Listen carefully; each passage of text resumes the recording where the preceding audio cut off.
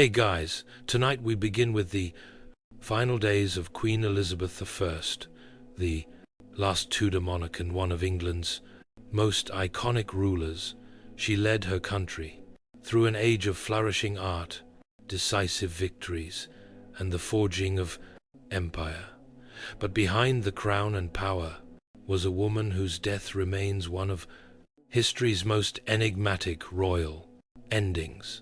So before you get comfortable, take a moment to like the video and subscribe, but only if you genuinely enjoy what I do here, and let me know in the comments where you're tuning in from and what time it is for you. It's always fascinating to see who's joining us from around the world. Now, dim the lights, maybe turn on a fan for that soft background hum, and let's ease into tonight's journey together. By the winter of 602, Elizabeth, I was approaching her 70th year, an age few reached in Tudor England.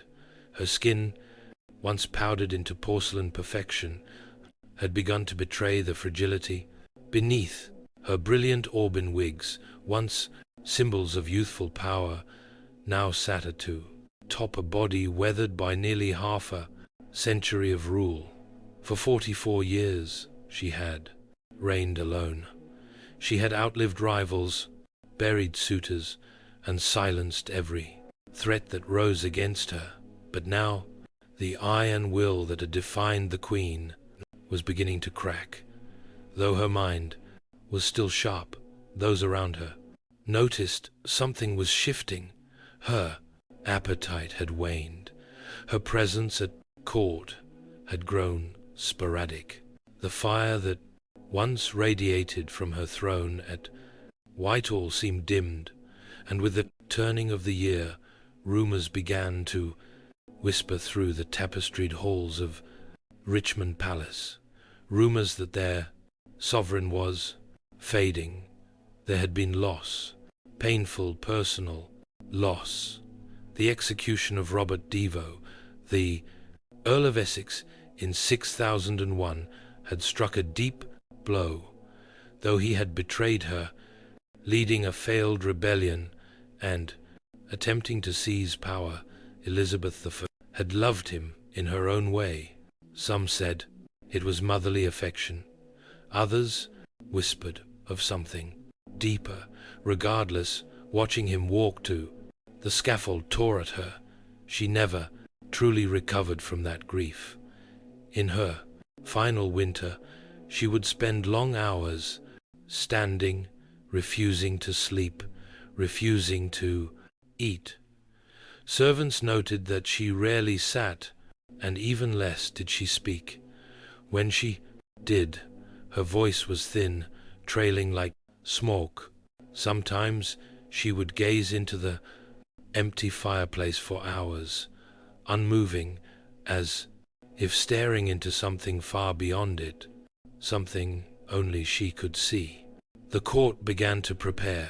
Physicians offered tinctures, tonics, and prayers, but the queen dismissed them all. Ministers gently urged her to rest, to speak, to name a successor.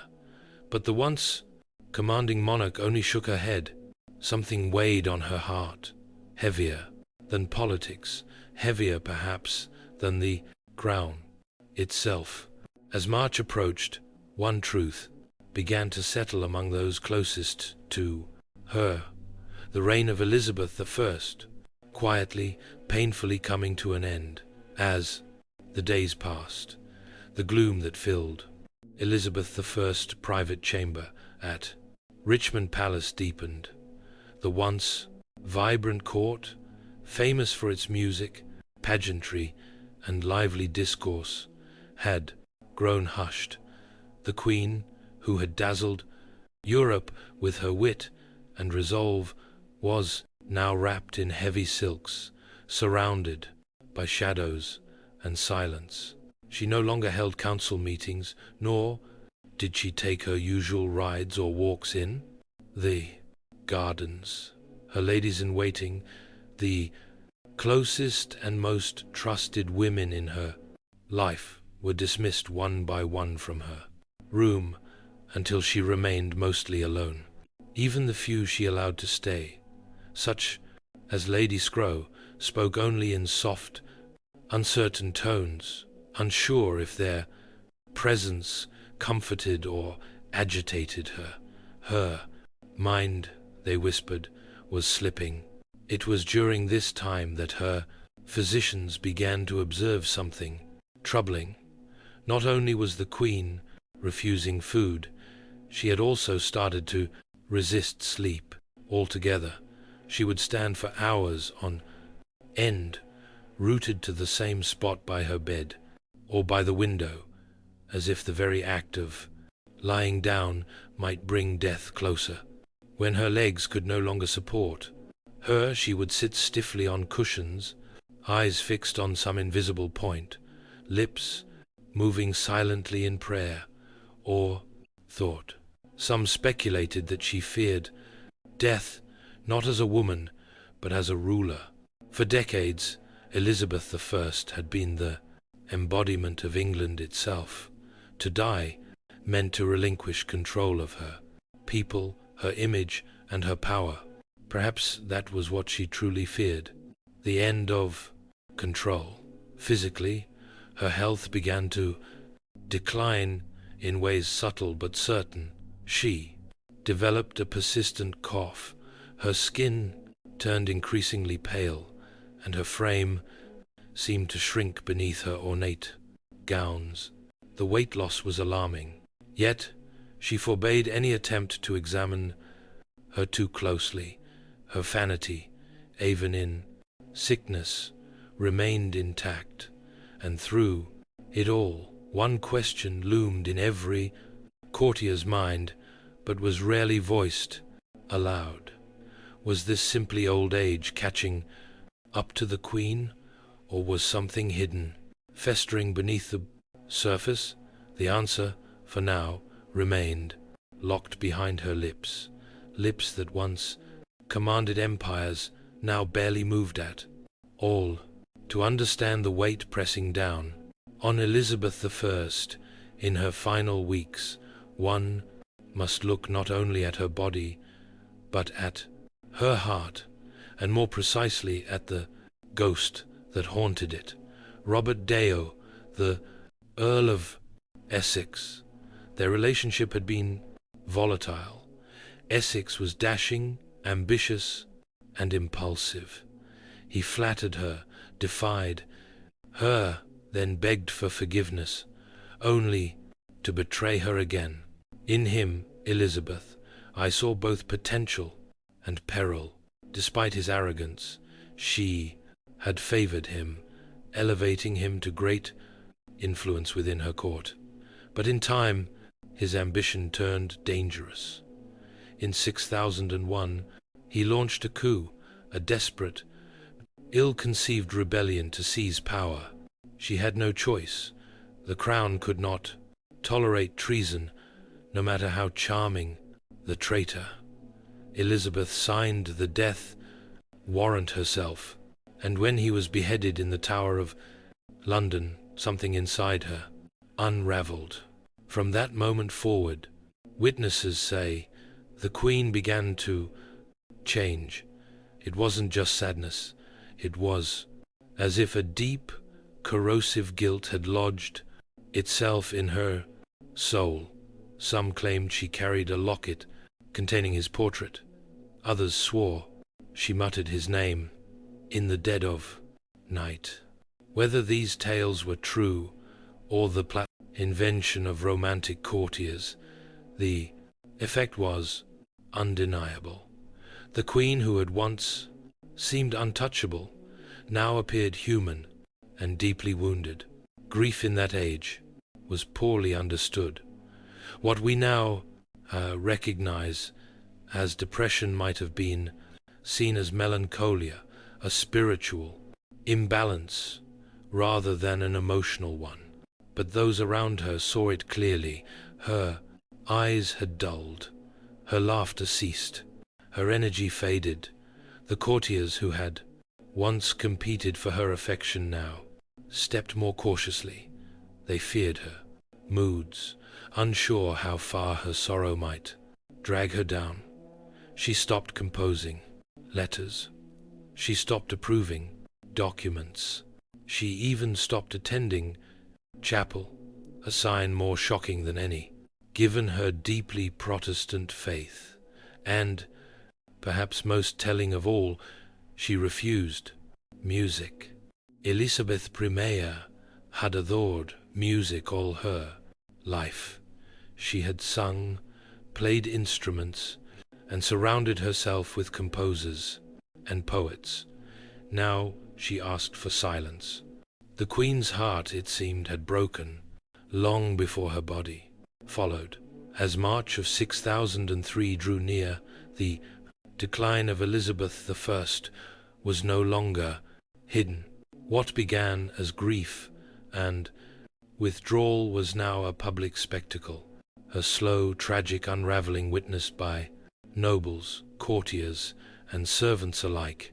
The once commanding sovereign, who had outwitted kings and silenced dissenters, now seemed adrift within her own palace.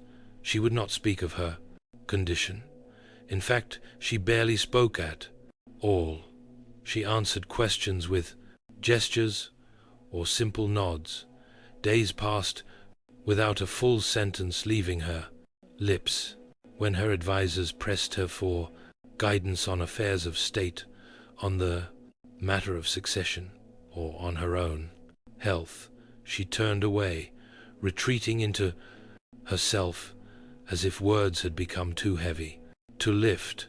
Physicians, summoned in increasing urgency, debated her symptoms.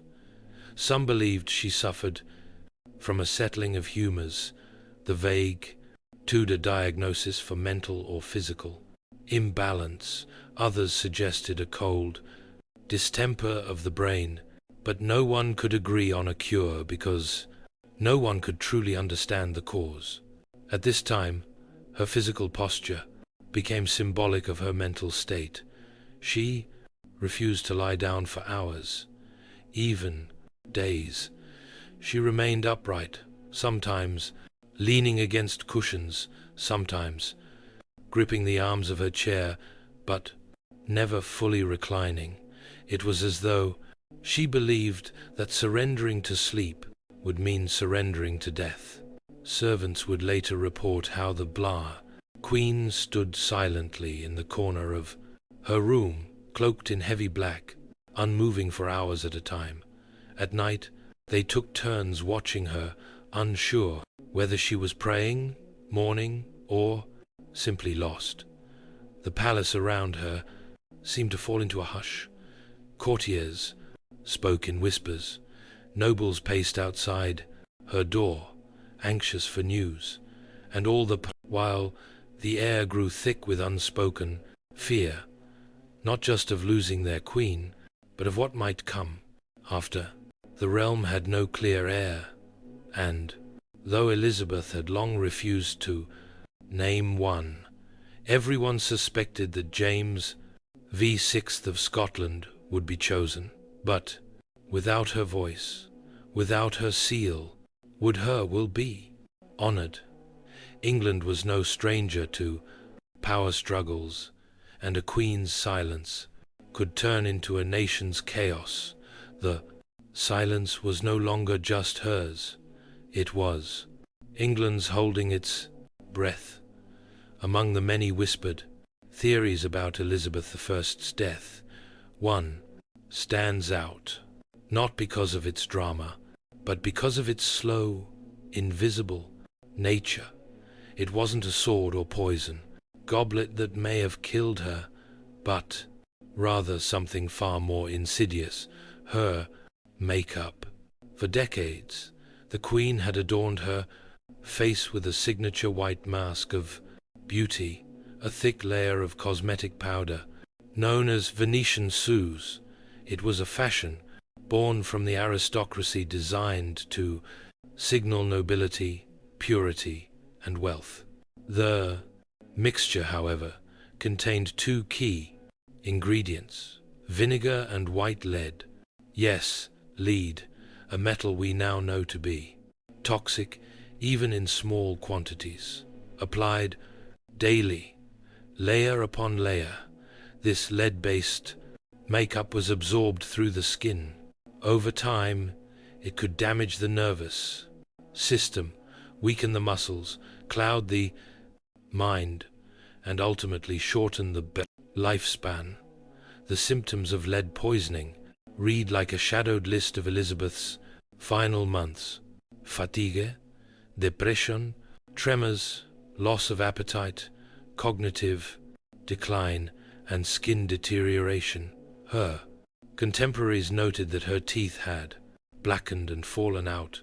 Her hair, once bright and flame red, had thinned and disappeared. Her skin, beneath the paint, was marked by sores and blemishes, signs that were hidden from the public behind pearl-studded wigs and powdered masks. And yet, the Queen remained committed to the illusion. She insisted on presenting the image of eternal youth, even as her body rebelled. That makeup was not just vanity, it was armor, and like any armor, it came with weight, in this case, a poisonous one. Some modern historians believe that long-term lead exposure may have contributed significantly to her physical and mental decline, the irritability, the confusion, the refusal to sleep or eat, even the depression that followed the death of Robert Devo might have been magnified by chemical imbalance. But in her day, no one understood these dangers. Venetian Suze was celebrated. It was even imported and used across Europe.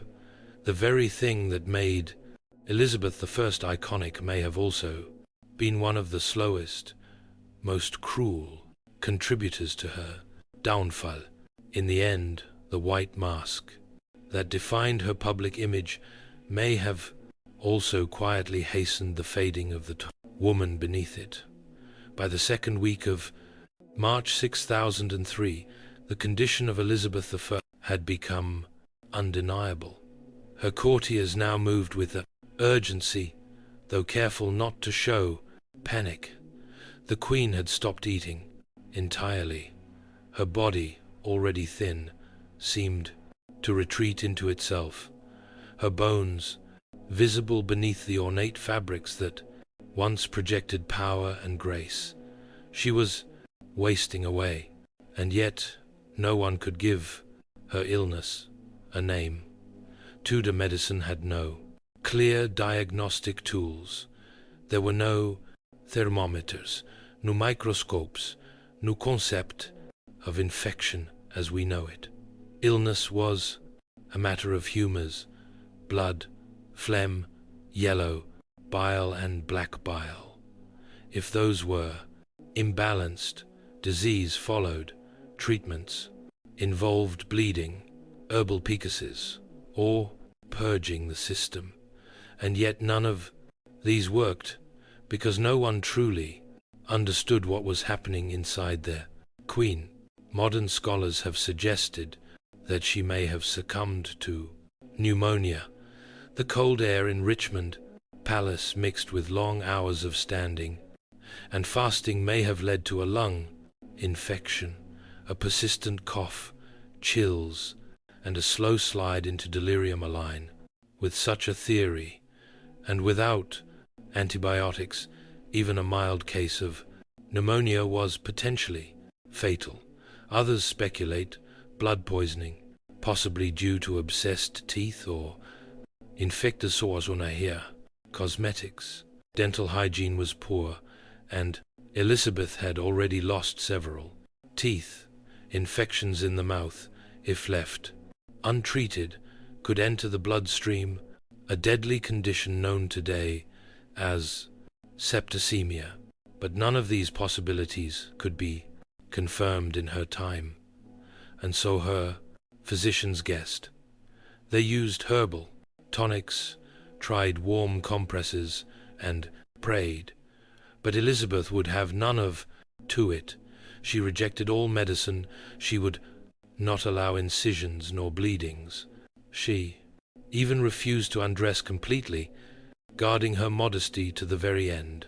And through it all she said almost nothing. The silence around her became part of the illness. Her servants tiptoed. Her ladies wept in private. Her ministers watched helpless as the one figure who had dominated their lives for decades began to vanish, not in a blaze, but like a candle slowly dying in its holder. No one could help her. No one even knew what to call it. And so they simply waited for the end or a miracle. Though her body was failing, it wasn't illness alone that burdened Elizabeth I. It was the immense, inescapable weight of rule. For over 4 decades, she had stood as the embodiment of England. Her crown was not just a symbol of power.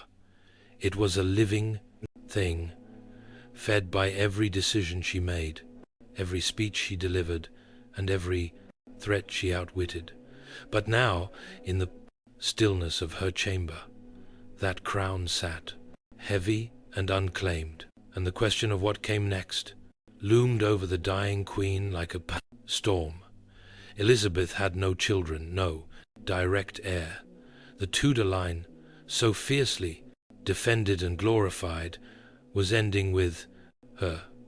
And though she had maintained a lifetime of political control, she had long resisted naming a successor. Why? Perhaps because naming one meant acknowledging her own mortality, something she had stubbornly refused to do.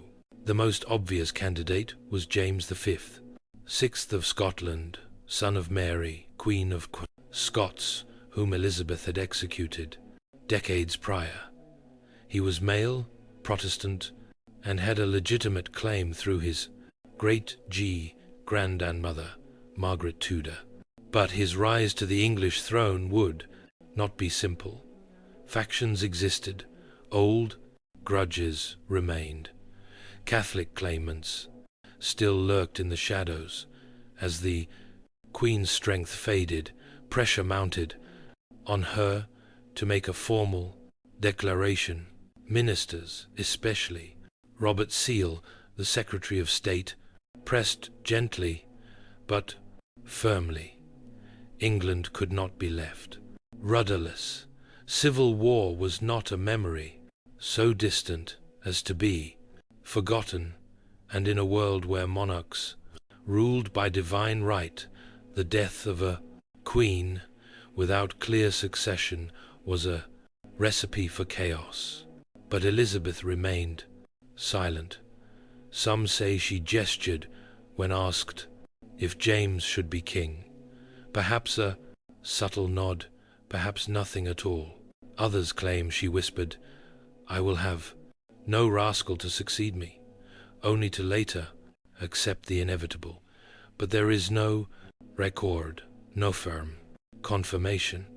The monarch who had delivered some of history's most memorable speeches would not speak her final decision. It is possible that in her mind acknowledging a successor was equal to surrendering, to admitting that her story, her dynasty, and her era were truly coming to a close, and perhaps that was more painful than death itself. As March drew on and the hours grew colder, those attending Elizabeth I faced a peculiar and increasingly disturbing reality. The Queen refused to sleep, not occasionally, but entirely. Days and nights blended into one endless vigil as she remained seated or standing in her chamber, eyes distant, spirit detached. To many it seemed that the Queen was terrified not of death but of what lay between her and death, rest. There were moments when her attendants begged her to lie down, but she resisted with such force that they stopped asking. Her refusal wasn't rooted in stubbornness alone.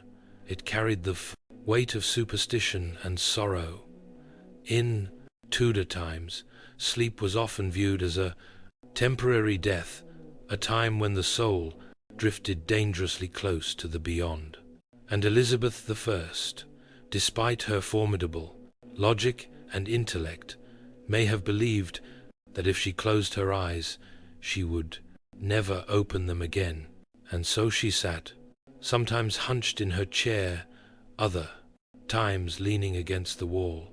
She defied the limitations of her failing body. The swelling in her legs worsened, her breathing grew shallow, but still she would not lie in bed. Her servants tried to coax her with music. She turned it away. They brought warm drinks. She waved them off. She did not wish to be comforted nor convinced. It was as if she was standing watch over her own death, refusing to give it an hour invitation. Eventually, her strength began to betray her. She collapsed several times. On one occasion, she was found crumpled beside her chair, unwilling to cry out for help. After that, her ladies-in-waiting took turns staying close, hovering like ghosts of the court she had once commanded. Even they no longer spoke to her, unless spoken to first. The atmosphere in the room was one of reverence, sorrow, and dread. When at last she agreed to lie in bed, it was not from peace, but from exhaustion. Her body had given out. She was placed beneath the covers gently, like a fragile relic being lowered into silk. It was the first time she had rested in days, and for many it felt like the beginning of the end, the moment Elizabeth I allowed herself to be laid in bed, her chamber transformed. The silence grew heavier, more sacred.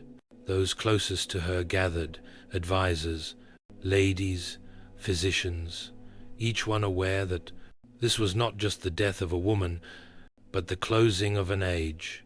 The Tudor dynasty, which had ruled England for over a century, was ending with her final breath. The room was dim. Tapestries muffled footsteps.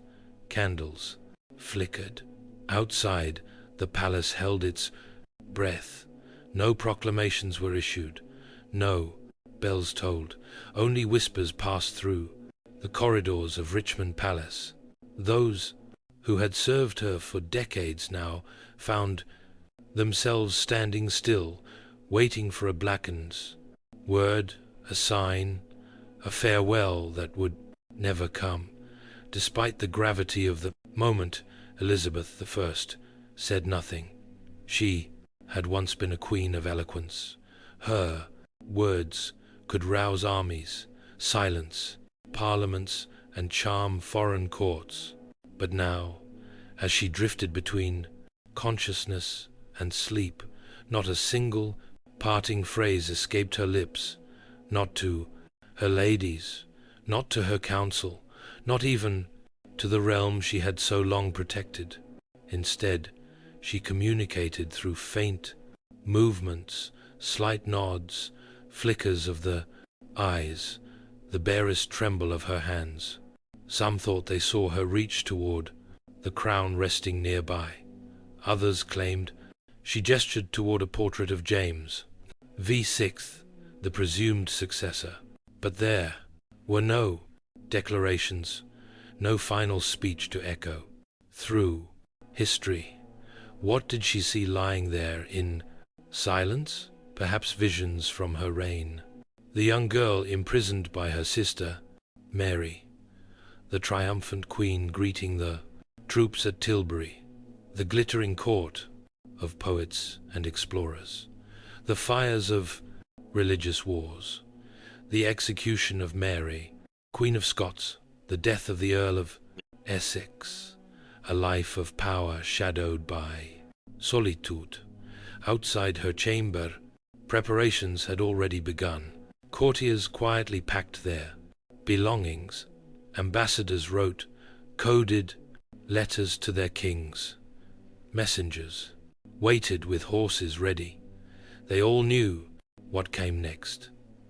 And yet, until the last moment, England remained a kingdom without a sovereign, for until her last breath, Elizabeth I was still queen. No one could take her place. Not yet, not until she was gone. As the final hours of Elizabeth I life unfolded, those who remained in her chamber stood like statues, silent, sorrowful, and uncertain. The Queen no longer responded to touch or sound. Her breathing had grown shallow, irregular. Her skin, pale from age and illness, now took on an ashen hue. The fire in her had gone from a steady flame to a flickering ember.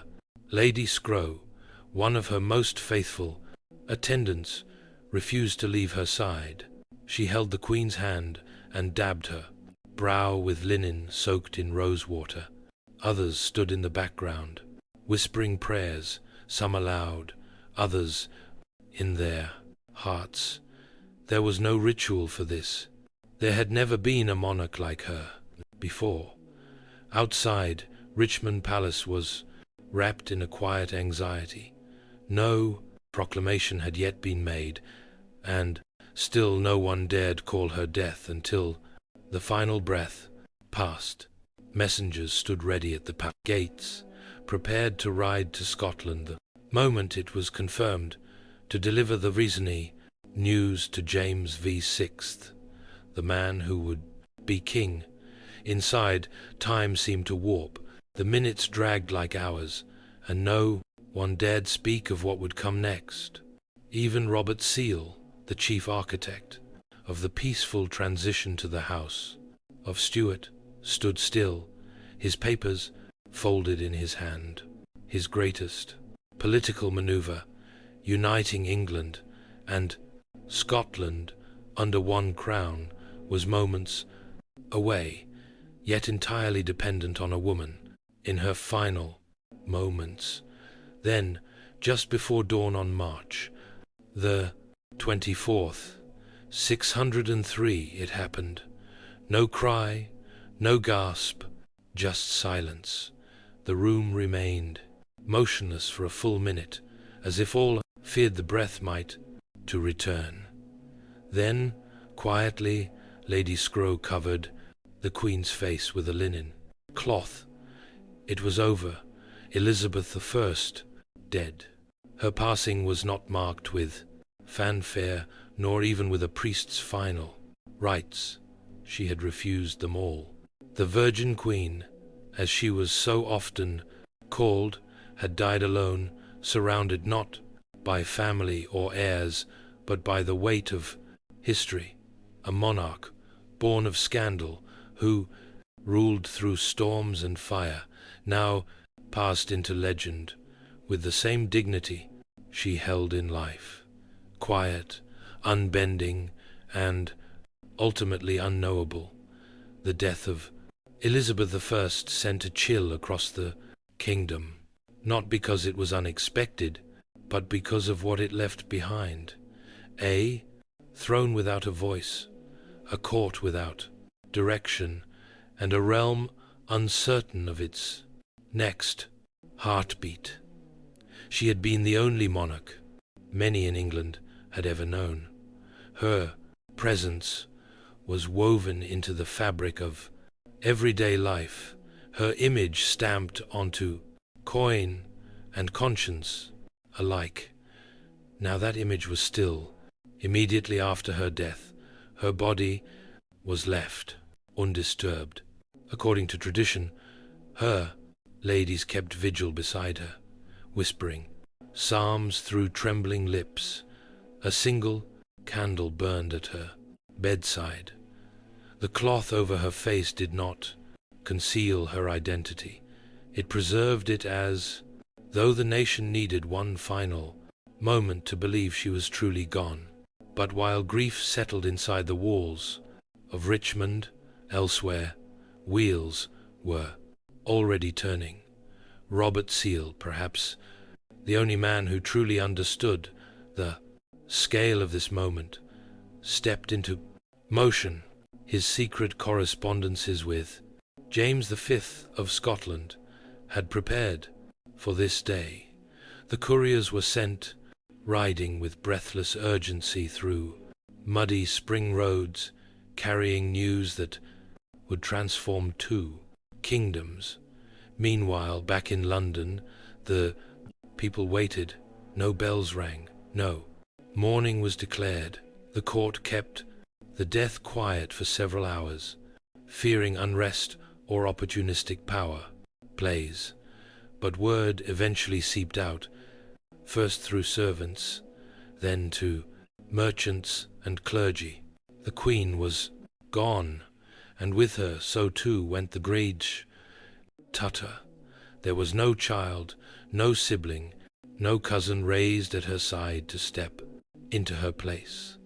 Elizabeth had left behind no personal heir, only the political hope that her choice, unspoken but widely assumed, would be honored.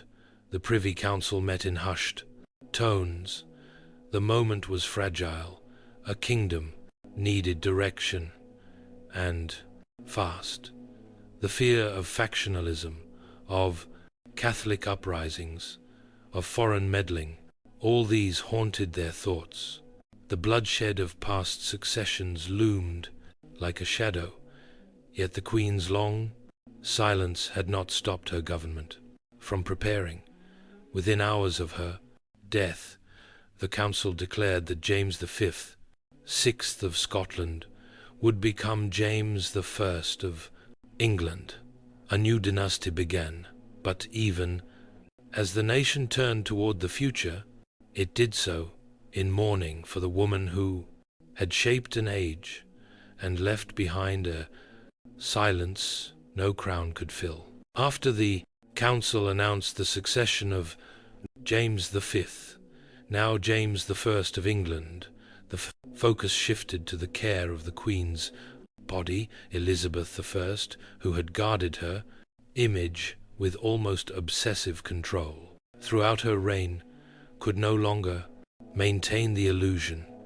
The mask she had worn, both literal and symbolic, was beginning to fall away. In life, she had been meticulous about appearances. She rarely allowed herself to be seen. Without her full regalia, the white lead makeup, the elaborate gowns, the fiery wigs, even in her final days, she kept her chamber darkened and denied most visitors.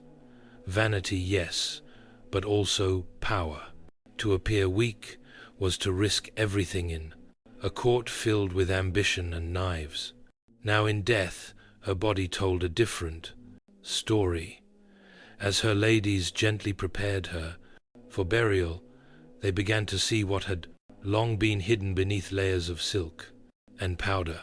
Her skin bore the signs of age and illness, bruising, lesions, and the pale, unnatural hue from years of toxic cosmetics. Her hands, once adorned with rings and scepters, were thin and bony. Her hair, what little remained, had turned wispy and white. There was no denying it. Elizabeth I had been dying long before she allowed anyone to see it. And yet in death there was something profound about her humanity. She was no longer Gloriana, the Virgin, Queen, or the untouchable monarch on coins and canvases. She was a woman who had carried a kingdom on her back for 4 decades and paid the price with her body. No embalming was done immediately. The tradition at the time was to delay the burial to allow time for national mourning and for proper ceremony. Her body lay in state, dressed one final time in royal robes, crown placed above her brow, orb and scepter at her side. For all the imperfections now visible, her people still came to pay respects not just to the queen she had been, but to the person she had become. A woman of contradictions, powerful and alone, brilliant and burdened, fierce and fragile. The mask had slipped away, but what remained was not less regal, only more real. On April the 28th, 603, more than a month after her death, the body of Elizabeth I was finally laid to rest. The delay had not been caused by negligence, but by reverence. England had lost its longest reigning monarch to date, and such a passing demanded a ceremony that would match the magnitude of her legacy. Her funeral procession began at Chastenheim, Whitehall, and moved slowly toward Westminster Abbey. The streets of London were lined with mourners, nobles, clergy, commoners. Thousands of faces turned toward the carriage that bore their queen one final time. Some wept, others stood in solemn silence. There were no cheers, no songs, only the tolling of bells and the shuffle of boots on stone. The coffin was draped in velvet and borne upon a massive hearse, drawn by 4 horses. Above it sat an effigy of Elizabeth I, dressed in state robes, with crown, orb, and scepter, eyes open, face serene, as if still watching over her people. The image was so lie-like that many believed it to be her real body, propped upright in death. Behind the hearse marched an honor guard, followed by the nobles of her court, members of parliament, and ambassadors from foreign nations. Each step echoed the weight of transition. A queen was being buried, but an entire era was being mourned. At Westminster Abbey, she was interred in the vault beside her half-sister, Mary I, a symbolic reunion between 2 queens once bitterly divided by religion and rivalry. On the tomb, the inscription reads, "Partners in throne and grave, here rest we 2 sisters, Elizabeth and Mary, in the hope of one resurrection." The irony was not lost on historians. In life, the sisters had been enemies. In death, they lay side by port side.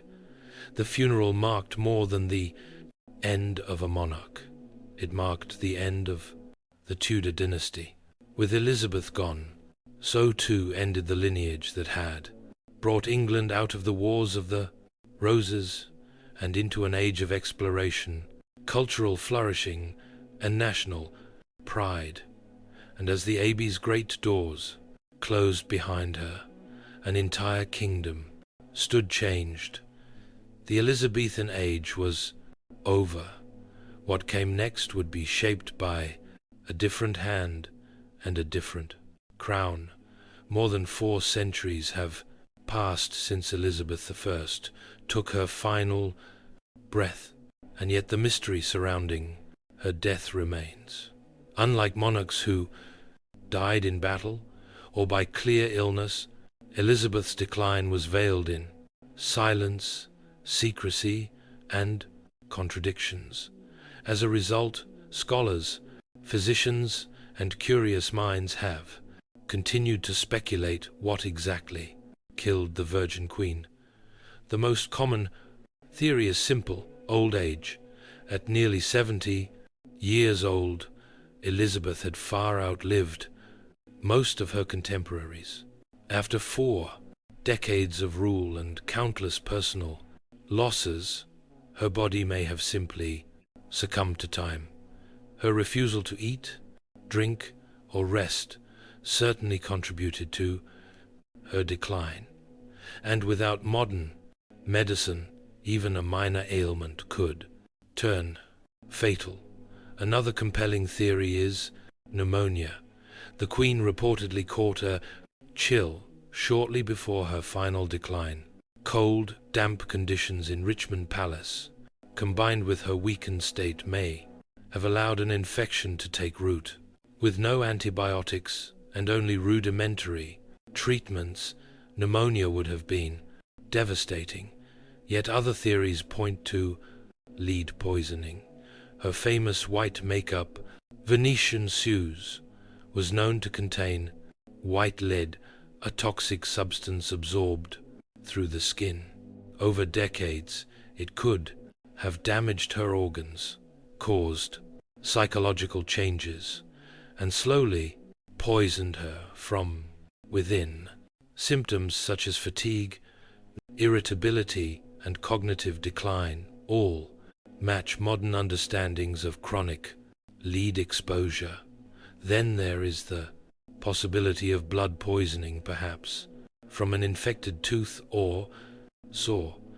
Dental health was notoriously poor, and Elizabeth had suffered tooth loss and decay.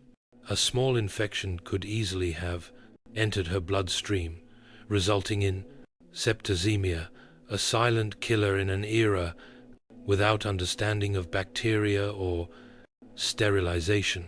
Finally, some historians explore the emotional and psychological toll, grief, and depression.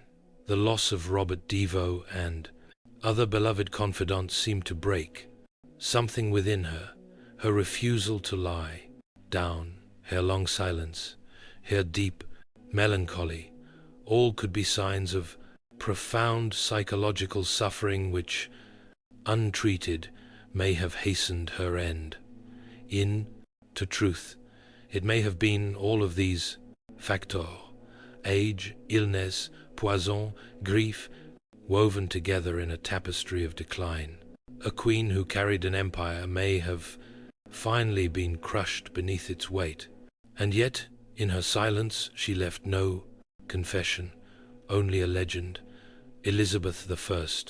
Death was not merely the clothes of a life, it was the clothes of an identity that England had worn for more than 40 years.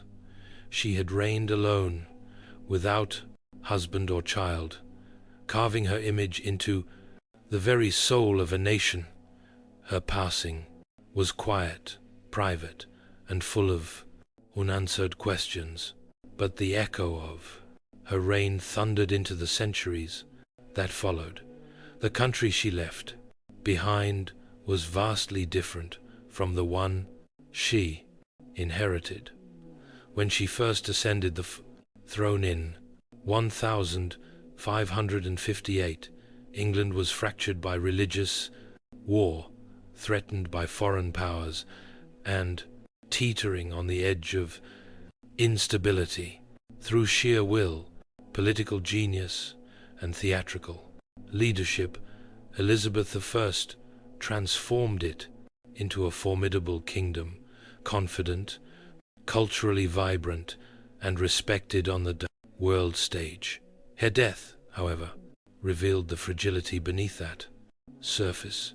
She had held everything together through force of personality and presence. With her gone, a power vacuum threatened to reopen old wounds. The peaceful transition to James I marked a diplomatic victory, but also a seismic shift.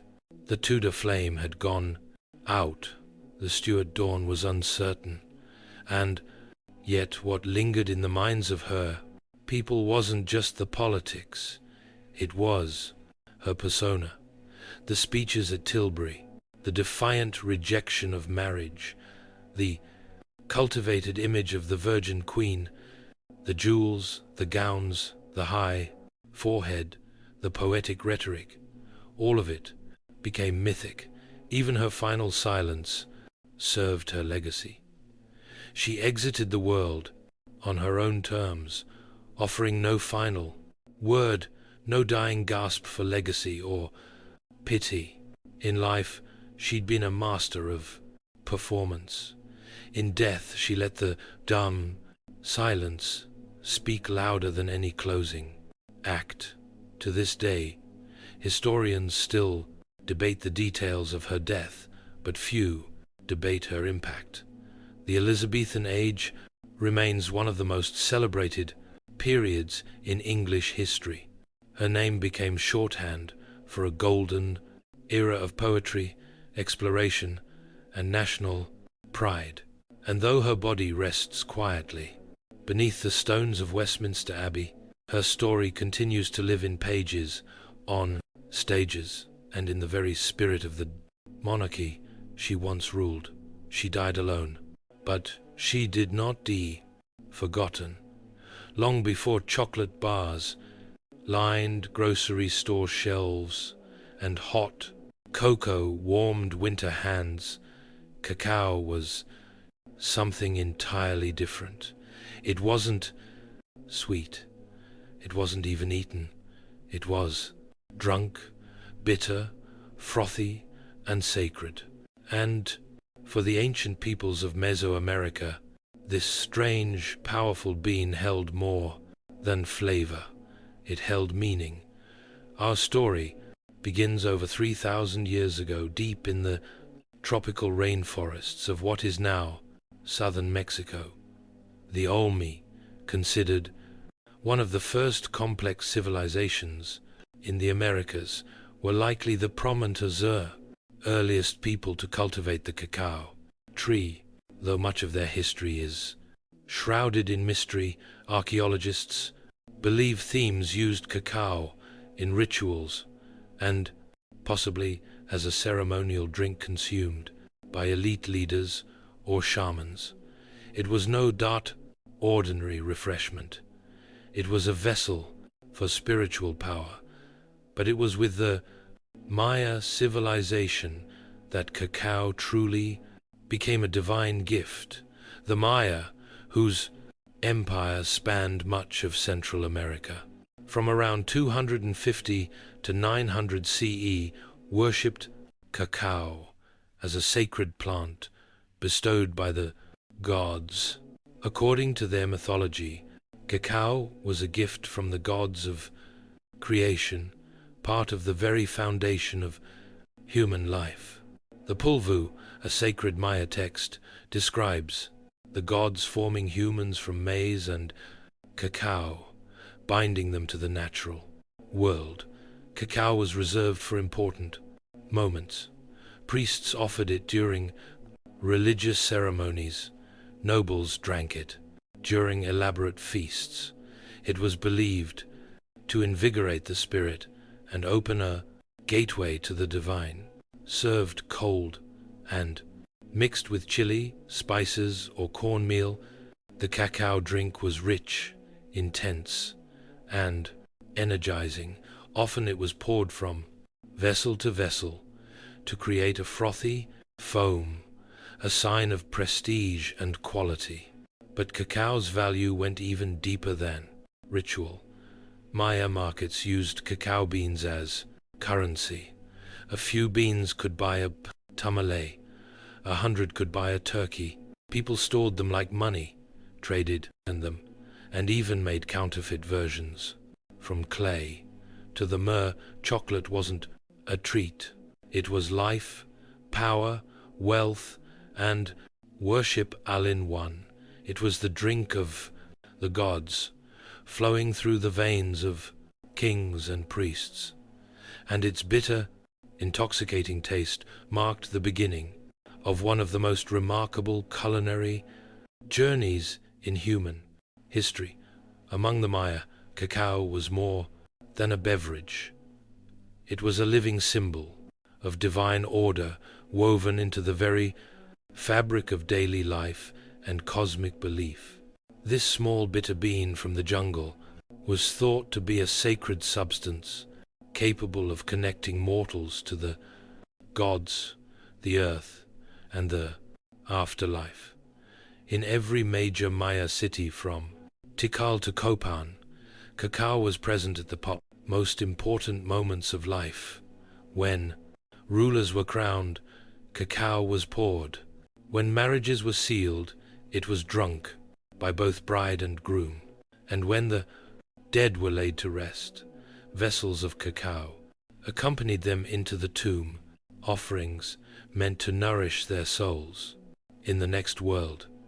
Cacao was commonly consumed during religious ceremonies, often by the priestly and elite classes. These drinks were not sweet, nor were they taken casually. They were blended with chili peppers, maize, vanilla, and sometimes even blood, a powerful combination intended to invigorate the spirit and induce visions. It was believed that drinking cacao could bring one closer to the divine, opening the mind to prophecy or sacred insight. The Maya also believed cacao trees were sacred. Their curved branches and brightly colored pods symbolized life, fertility, and abundance. In art, cacao often appeared alongside gods and ancestral spirits. On painted ceramics and carved stele, you can see scenes of kings offering cacao to deities or gods themselves, emerging from the pods as if born of divine fruit. But cacao's role extended beyond religion. It was a staple of the social and economic world. Hosting a guest, you served cacao. Negotiating peace, you drank cacao together. For the Maya to share, cacao was to recognize shared humanity, an unspoken contract of trust, respect, and elevated purpose. Even in the homes of the wealthy, cacao drinking was ceremonial. Special vessels were used, beautifully painted cups, often marked with glyphs, identifying the owner and the specific purpose of the drink. These weren't just dishes, they were heirlooms, crafted with care and reverence. The reverence for cacao shaped the Maya identity. It was not just consumed, it was celebrated, revered, and trusted as a bridge between realms. In a world ruled by ritual and cosmic cycles, cacao was the drink that kept the universe in balance. Centuries after the myrrh, another mighty civilization would rise and elevate cacao even further, the Aztecs. By the time Hernan Cortés and the Spanish conquistadors arrived in the early 1500s, cacao was not just a spiritual symbol or luxury item in the Aztec Empire. It was an institution used as money, medicine, and a royal indulgence. The Aztecs didn't grow cacao in the cool, dry climate of their capital, Tenochtitlan. Instead, they acquired it through trade or tribute. Conquered provinces in warmer southern regions were required to send cacao beans as payment to the imperial center. Tons of beans flowed into the empire's coffers, stored in granaries like modern banks. Each bean had value. A small rabbit could cost 10 beans. A turkey hen might cost 100. Servants were paid in cacao. Debts were settled with it.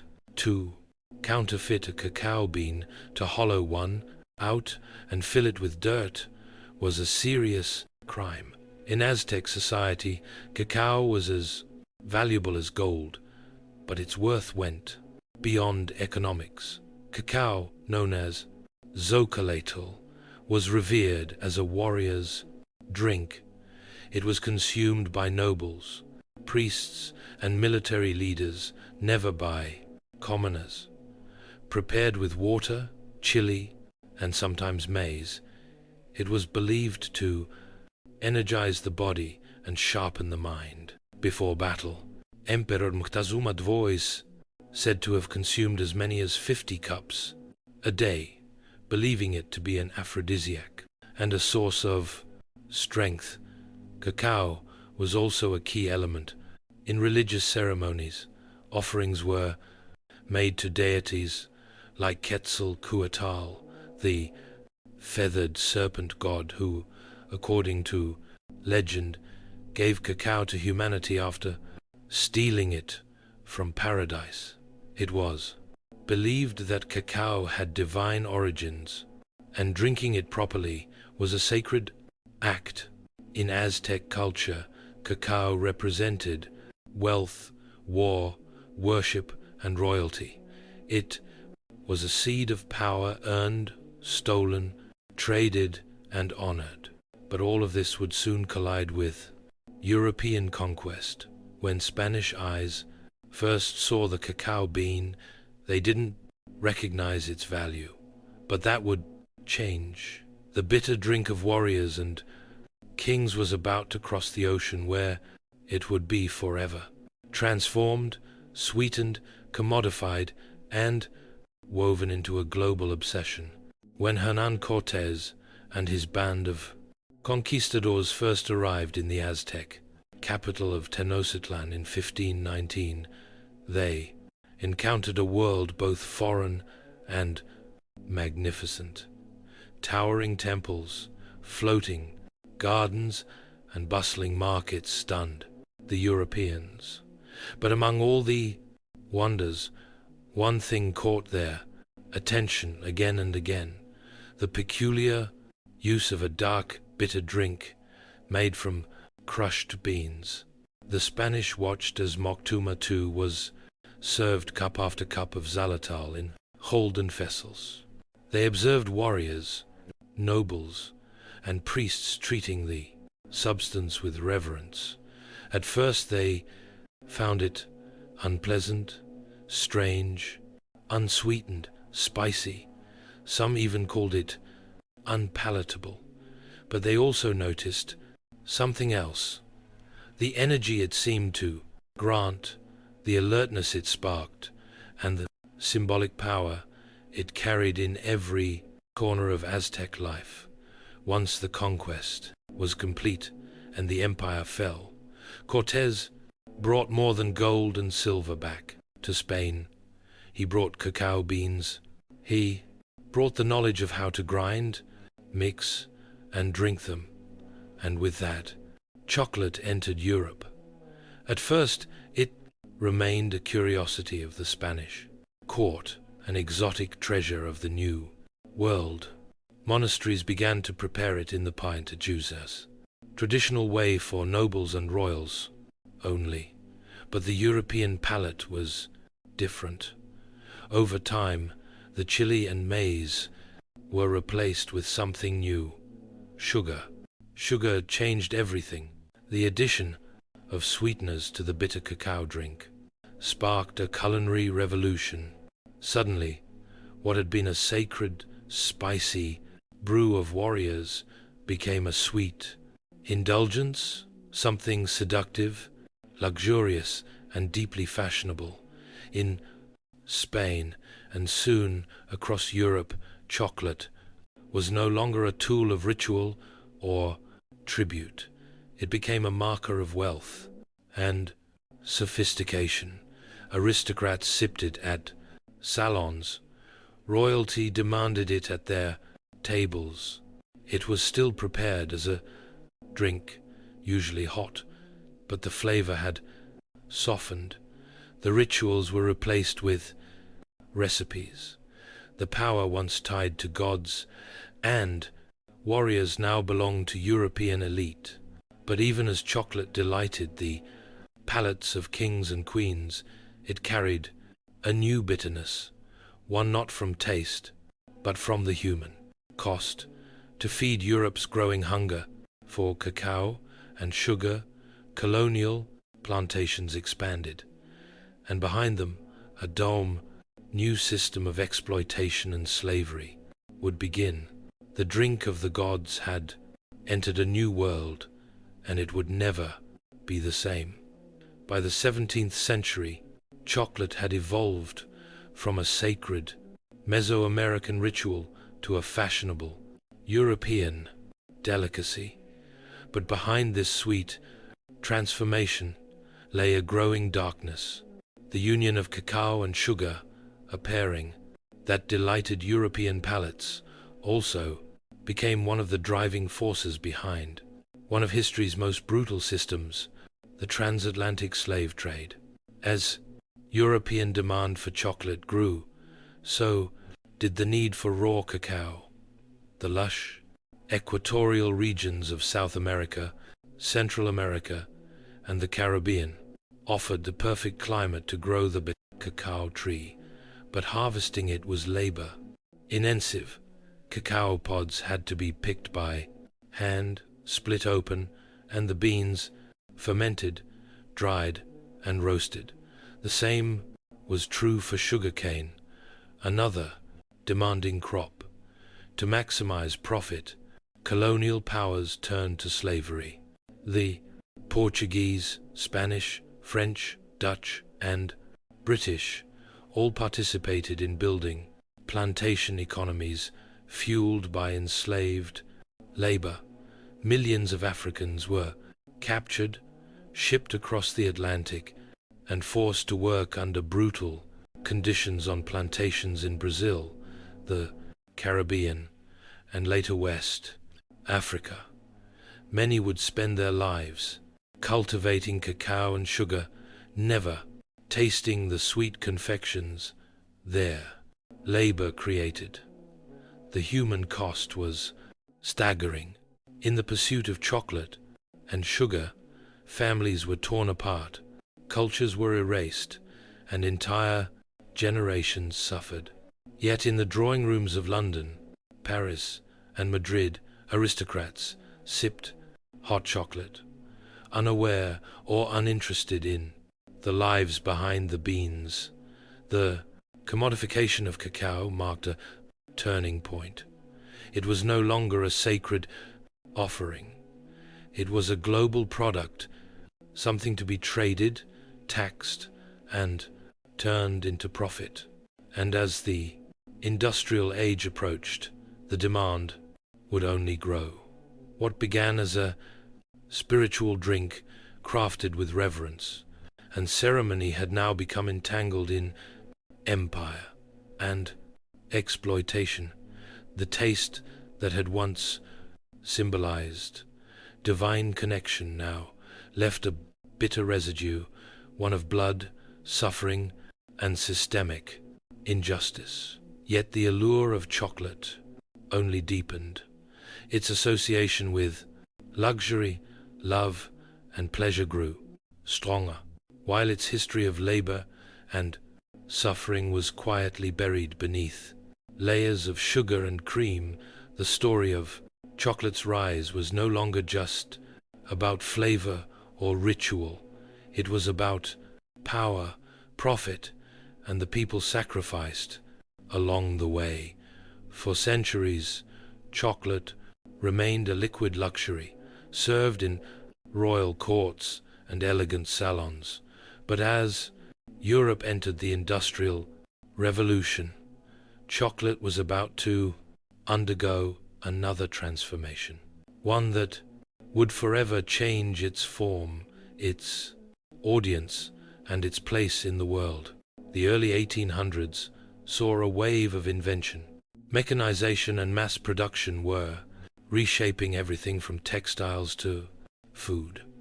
And in 1828, a Dutch chemist named Coenraad Johannes Vanten developed a revolutionary process. Using a hydraulic press, he extracted much of the natural fat, the cacao butter, from roasted cacao beans.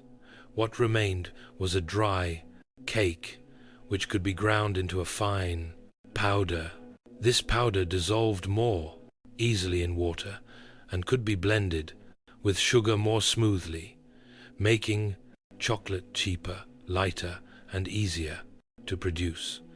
This invention gave birth to what we now call Dutch cocoa, and it paved the way for solid chocolate. In 1847, the British company Fry and Sons took things a step further by combining cacao powder, cacao butter, and sugar. They created the world's first modern chocolate bar, a smooth, moldable, and portable version of what had always been a drink. For the first time, chocolate could be held in the hand, not just sipped from a cup. Then came the Swiss. In the 1870s, Daniel Peter introduced milk chocolate by adding condensed milk to the mixture, creating a creamier, sweeter version of the classic bar. His friend and rival, Rolf Lindt, invented the coning machine, which slowly churned chocolate for hours, refining its texture and giving it the silky smoothness we now associate with high-quality chocolate. These innovations turned chocolate from a luxury into a mass-market product. With lower prices and improved texture, chocolate was no longer reserved for royalty. It entered shops, factories, and lunchboxes across Europe, and soon after the United States. Companies like Cadbury, Nestle, and Hershey industrialized chocolate on a scale never seen before. Packaging became colorful and playful. Advertising emphasized joy, indulgence, and childhood wonder. But in making chocolate sweet, accessible, and solid, something of its origin was forgotten. The divine drink of gods had become a snack. Delicious, yes, but stripped of its ancient power and ritual. Still, a new chapter had begun, one where chocolate would become beloved worldwide. By the dawn of the 20th century, chocolate had taken root across the crusty globe, not just as a delicacy, but as an industry. What began as a sacred brew among ancient civilizations had become a worldwide phenomenon driven by factories, marketing, and the unstoppable forces of global capitalism. In the United States, chocolate took a uniquely American turn. With Milton Hershey in the late 1800s, Hershey applied mass production methods to chocolate, much like Henry Ford would later do with automobiles. His factory in Pennsylvania produced affordable milk chocolate for the average American, not just the elite. By 1900, the Hershey bar was born, and with it, a new American love affair with chocolate. But chocolate was no longer just a product. It was becoming a symbol. Soldiers carried it into war. Children traded it on playgrounds. It all appeared in cookbooks, holiday rituals, and romantic gestures. Valentine's Day, Halloween, Easter, each adopted chocolate as its unofficial mascot. Its sweetness now spoke to love, comfort, and nostalgia. Meanwhile, international companies expanded cacao cultivation to meet demand. West Africa, particularly Ghana and Kivu, became global hubs for cacao farming, surpassing Latin America. The same regions that had once endured colonial rule and slavery were now supplying over 70% of the world's cacao, often under exploitative conditions. Even in modern times, labor abuses, including child labor and poverty-level wages, persist in many cacao-growing regions. Yet despite its tangled roots, chocolate's popularity only grew. In Japan, it became a refined art. Small, exquisite bonbons gifted with ritual precision. In Switzerland, it was a matter of national pride with brands like Toblerone and Lindt defining premium quality. In Mexico, chocolate returned to its ancient roots, used in traditional dishes like mole, where bitter and savory flavors coexist. Global chocolate culture was, and still is, a paradox. Universal, yet personal. A product born of indigenous ceremony, transformed by empire, refined by industry, and then embraced in 1,000 unique ways across continents. From the Andes to Antwerp, from Ghana to Geneva, chocolate had become part of the human story, and even though few stopped to wonder where it came from, every bite carries the flavor of history, sweet, bitter, and everywhere in between. In the whirlwind of industrial growth and global expansion, chocolate's ancient origins were largely forgotten. What once carried divine meaning and ceremonial weight had become, for many, just another snack, delicious, convenient, and sold by the sobri millions. But in recent decades, a new movement has begun to stir. A rediscovery of chocolate's roots and a return to the bean. The craft chocolate movement began in earnest in the early 2000s, inspired by trends in coffee, wine, and slow food. Artisans and chocolatiers across the world started asking, where does our chocolate come from? Who grows it? What does it taste like before it's buried beneath sugar and additives? The answers led them back to the cacao bean. Unlike industrial chocolate, which is often blended from beans sourced in bulk, craft chocolate focuses on single origin cacao, preserving the unique flavors of specific regions, soils, and fermentation styles. Beans from Madagascar might taste fruity and citrusy, while those from Ecuador could carry floral or nutty notes. Chocolate, it turned out, had terroir. Just like wine, this reawakening wasn't just about flavor. It was also about ethics. With greater awareness came concern over how cacao is produced.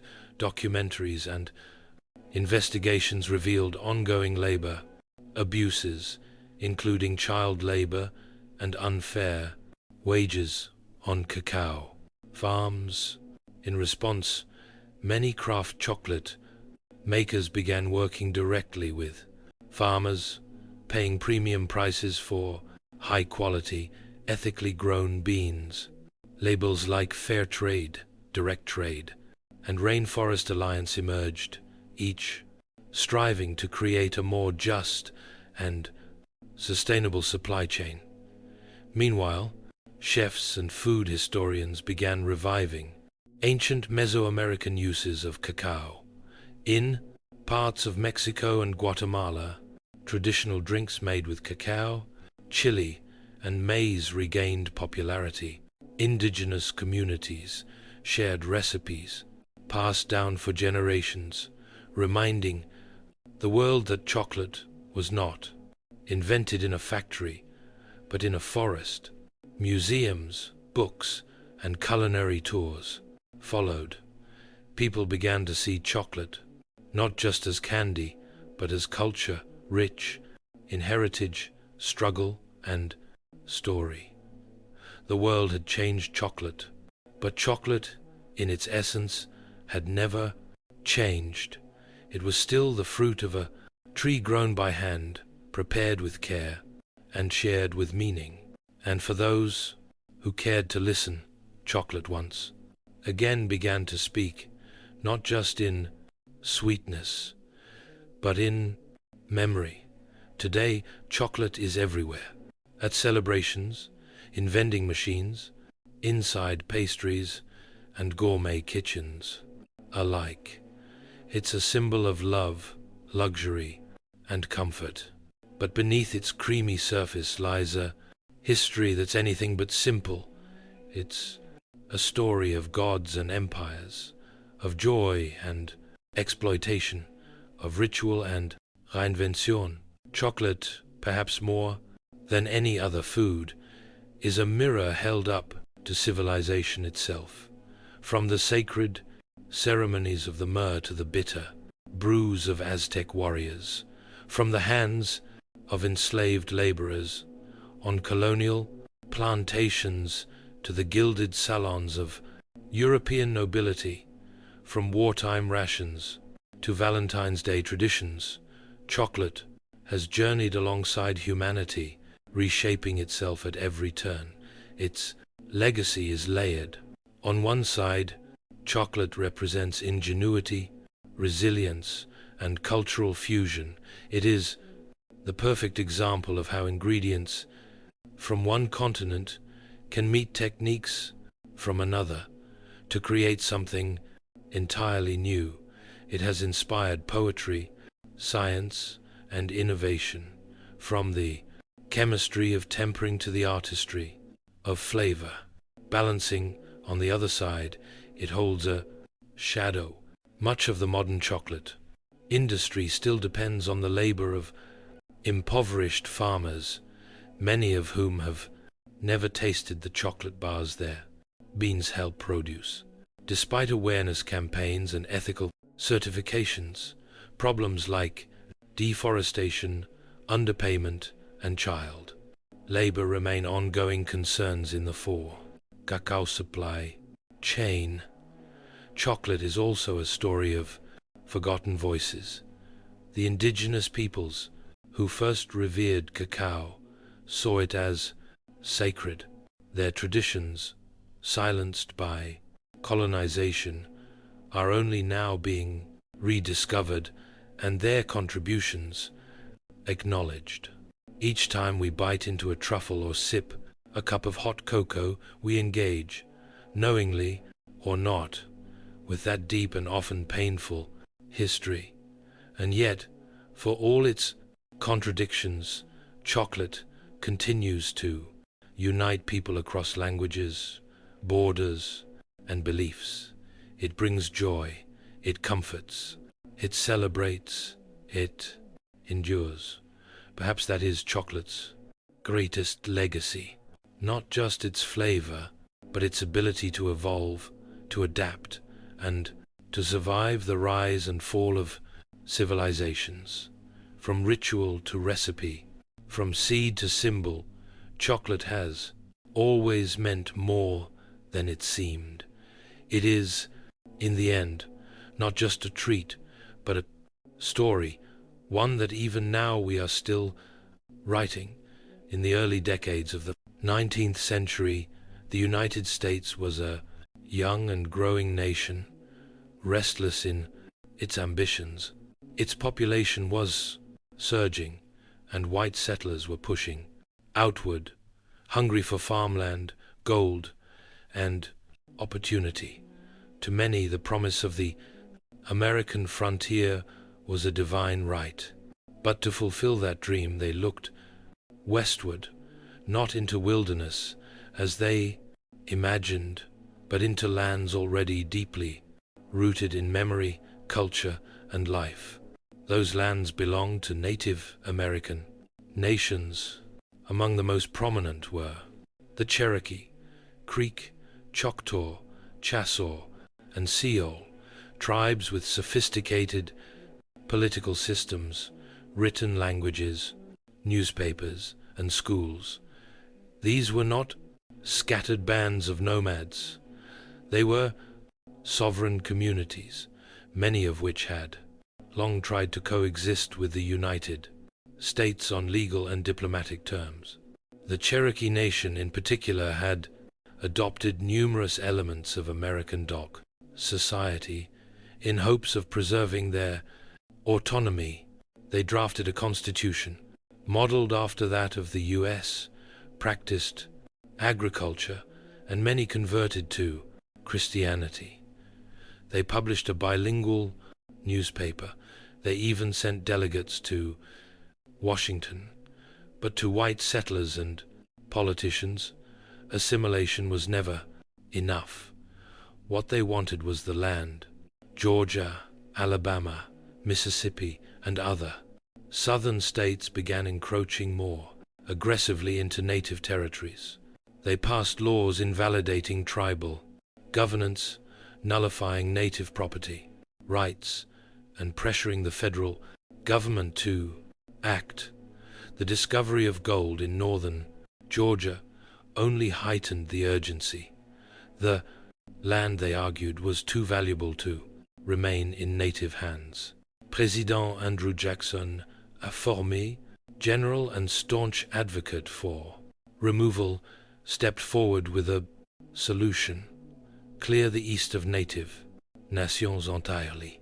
Relocate them beyond the Mississippi River to a place where they would no longer obstruct the march of cotton plantations and white settlement. This was not merely policy, it was ideology.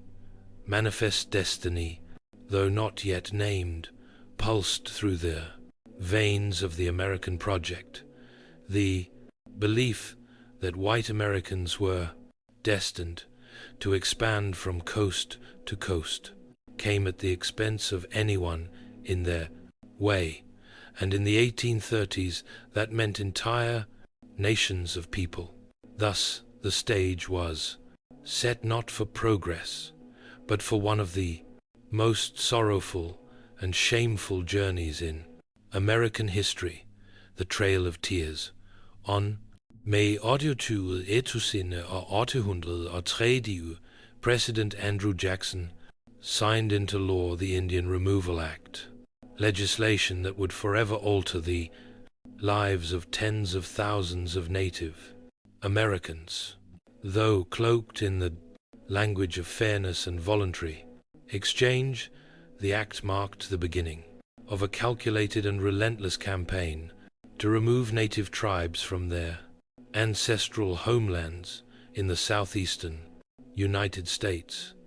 The act authorized the president to negotiate treaties with native nations, exchanging their lands east of the Mississippi River for territory in what was then called Indian Territory, an expanse of land that would later become Oklahoma.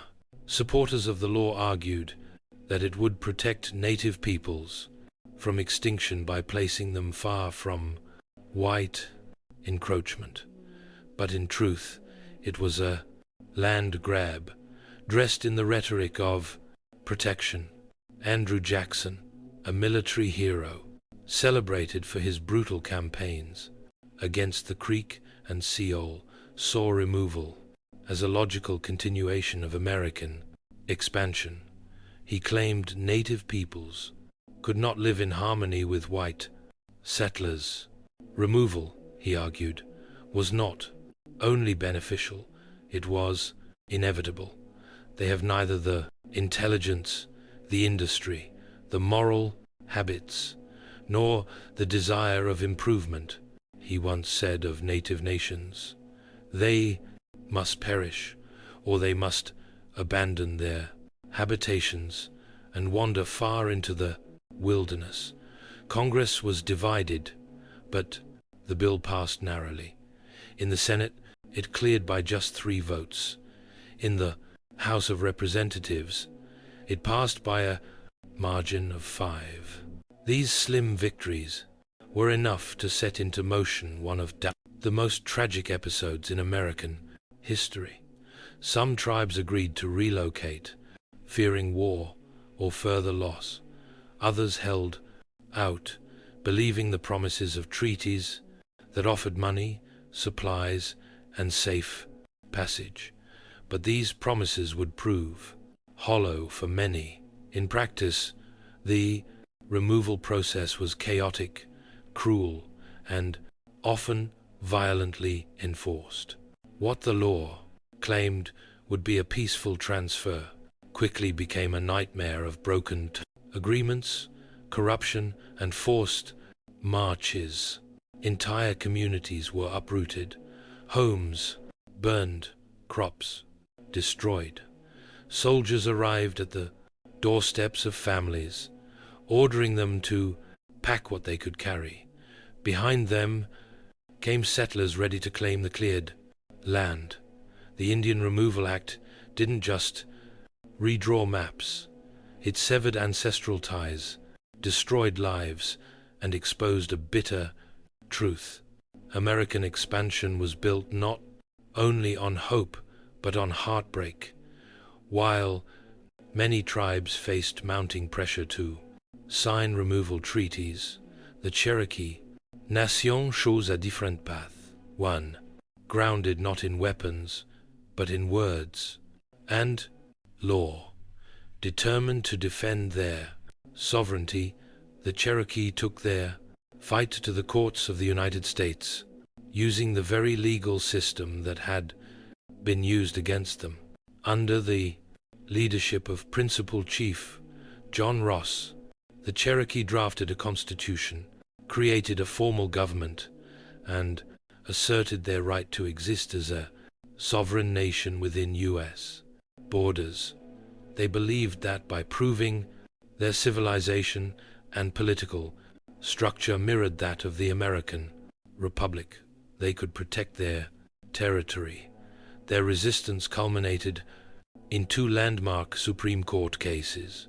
In Cherokee Nation versus Georgia, 1831, the Cherokee sought a federal injunction against laws passed by the state of Georgia that stripped them of their rights and lands. The court, led by Chief Justice John Marshall, ruled that the Cherokee were not a foreign nation and thus had no standing to sue, a devastating blow. But the next year, a second case would shift the tide. In Worcester versus Georgia, 1832, the court ruled in favor of the Cherokee, declaring that the state of Georgia had no authority to impose laws on Cherokee territory. Marshall affirmed that the federal government alone could negotiate with Zofa'i Native nations. For a brief moment, justice appeared to be on the Cherokee's side, but President Andrew Jackson reportedly responded with chilling defiance. John Marshall has made his decision. Now, let him enforce. Do it.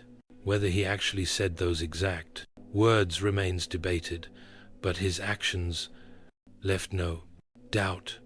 Jackson refused to uphold the court's ruling, and Georgia continued to ignore it. The Constitution had spoken, but political will refused to listen. The Cherokee, clinging to hope, still resisted signing removal treaties, but division crept in. A small faction within the Cherokee, led by Major Ridge, John Ridge, and Elias Budow, believed removal was inevitable and signed the Treaty of New York in 1835 without the authorization of the Cherokee government. That treaty, passed by a narrow vote in the U.S. Senate, sealed the fate of the Cherokee Nation. Despite the protests of the majority, it was declared binding, and so the Cherokee fight for justice ended not with a gavel, but with the sound of soldiers preparing to march. In the spring of 1838, under orders from President Martin Van Buren, thousands of federal troops and state militias descended upon Cherokee lands. The time for negotiation was over. The Treaty of New York, signed by a minority of Cherokee without the consent of their nation, had been ratified by Congress. Removal was now official policy, and the Fisti military was sent to carry it out by force. across Georgia, Tennessee, North Carolina, and Alabama, Cherokee families were torn from their homes with little warning. Soldiers arrived at farms and cabins with bayonets and orders. Families were given only moments to gather belongings, sometimes nothing more than the clothes on their backs. Their homes were looted and burned. Crops were left to rot in the fields. Churches, schools, and burial grounds, all abandoned. More than 16,000 Cherokee were rounded up and placed in military stockades. These makeshift camps were overcrowded and unsanitary, with little food, dirty water, and no shelter from the elements. Disease spread rapidly. Measles, dysentery, and whooping cough took a heavy toll even before the march began. Some groups were moved immediately under armed guard.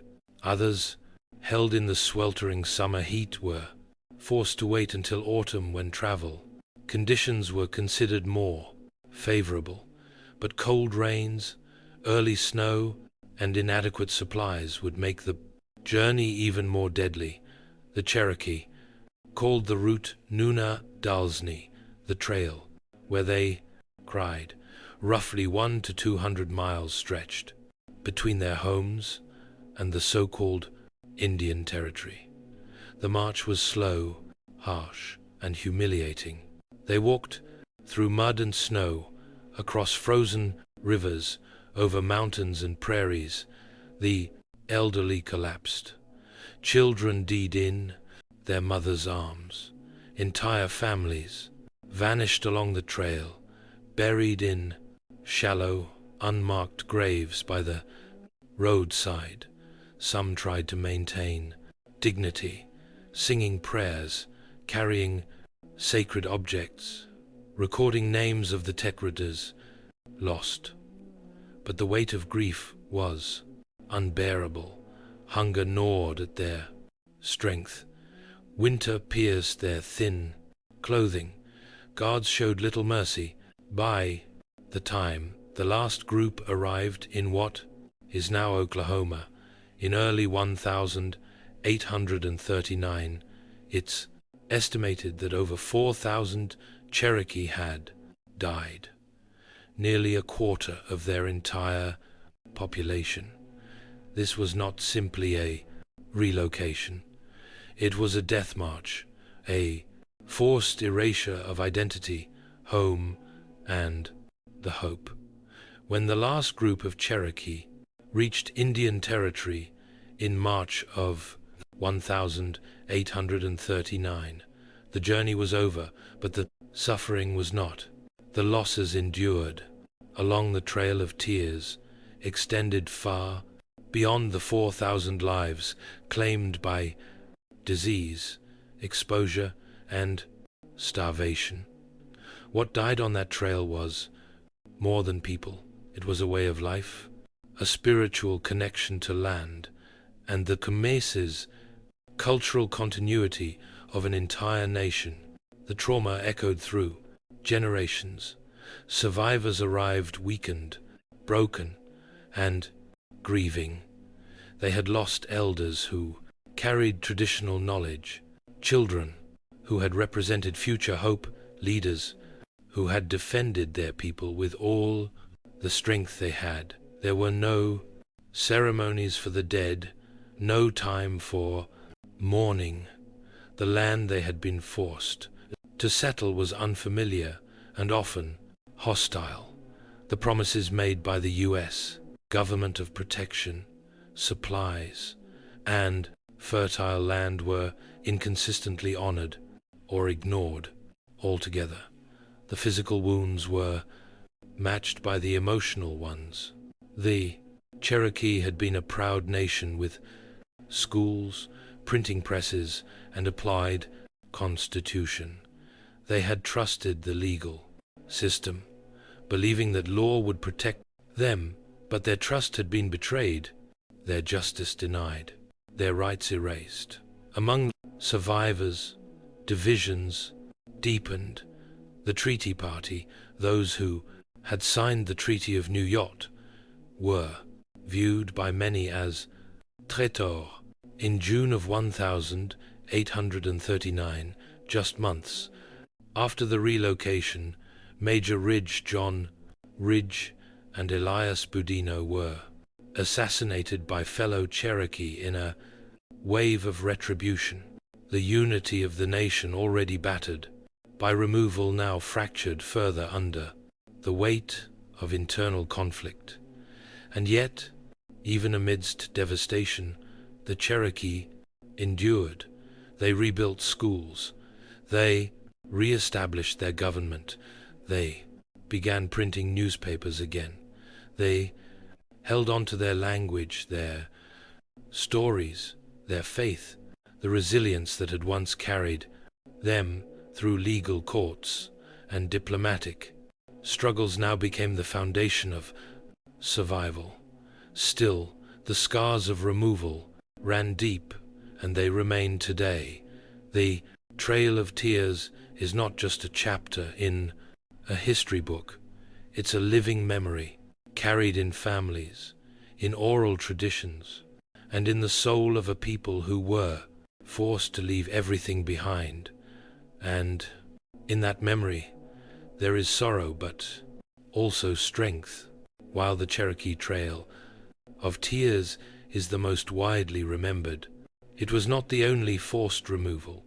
The Indian Removal Act of 1830 targeted multiple native nations, each with their own languages, traditions, and lands, and each endured their own version of exile, suffering, and loss.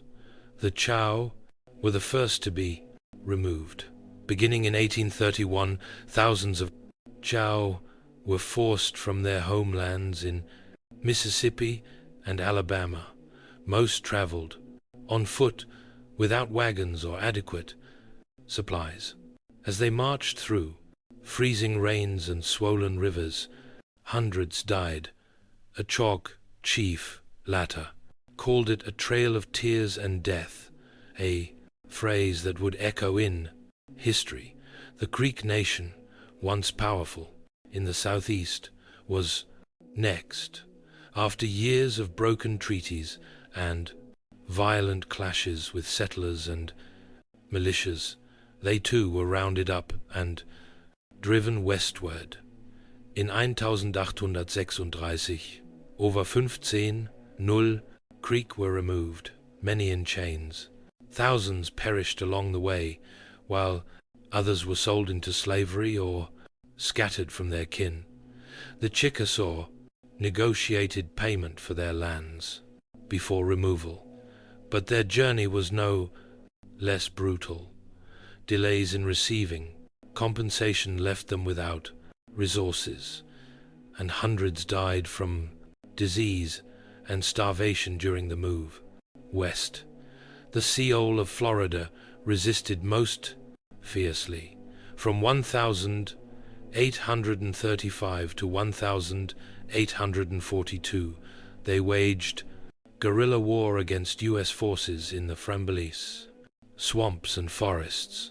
Leaders like Osceola became symbols of resistance, but even the Seoul could not withstand the weight of U.S. military power forever.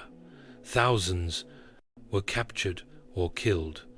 Others were forcibly marched to Indian territory, while a small group fled deep into the Everglades, where their descendants remain today. In all, over 100,000 Native Americans from multiple nations were displaced during the removal era. The government called it policy, the settlers called it progress, but for native peoples it was catastrophe. Each nation's trail was different, but all shared the same themes: betrayal, suffering, and loss. Sacred homelands were stripped away. Cultural centers were shattered. The bonds of community, family, and memory were stretched to the brink. And yet, these nations carried their songs, their languages and their spirit with them, into a new land that did not welcome them, but where they would find ways to survive. When the Cherokee, Choctaw, Creek, Chassaw, and Seol finally arrived in Indian Territory, what is now the state of Oklahoma, they found a land that was nothing like the one they'd been forced to leave. The federal government had promised fertile soil, safety from further encroachment, and permanent ownership of their new homes. But those promises, like so many before, would prove fragile. The land was unfamiliar, the climate harsher. For many, it was difficult to grow crops or rebuild homes using traditional methods. Winters were bitter and unpredictable. Summer droughts scorched the earth. Communities were scattered, with many families arriving months apart, or not at all. Diseases followed them. Cholera, smallpox, influenza, grief lived in every new settlement. The government aid that was promised, livestock, tools, food, and money often arrived late or not at all. Corruption plagued the system. Contractors cut corners. Supplies were spoiled. Resources meant to help resettled families start over were siphoned off by middlemen or bureaucrats with little oversight. Worse still, the land that had been guaranteed as a permanent Indian homeland was soon under threat. As settlers pushed westward and the borders of U.S. states crept closer, new pressures emerged. Railroads began to carve through the land. Treaties were rewritten or ignored under pressure or manipulation. What had been set aside as sovereign territory began to shrink once again. Despite these hardships, the nations worked to rebuild. The Cherokee re-established their capital in Tahlequah and rebuilt schools and institutions. The Choctaw and Chassaw reorganized their governments. New constitutions were written, councils met, churches were built, farming resumed, communities began to heal, not by forgetting but by enduring. And yet, even in Indian territory, the shadow of removal loomed. Every promise made to protect their new homeland was vulnerable to the same forces that had driven them from their original lands: greed, expansion, and disregard.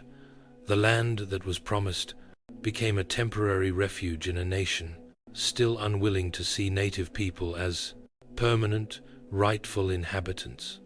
Though, to many believed, they had finally found peace, history would soon prove otherwise. The story of the Trail of Tears didn't end in Indian territory. It simply turned the page to another long chapter in the struggle for survival, sovereignty, and respect.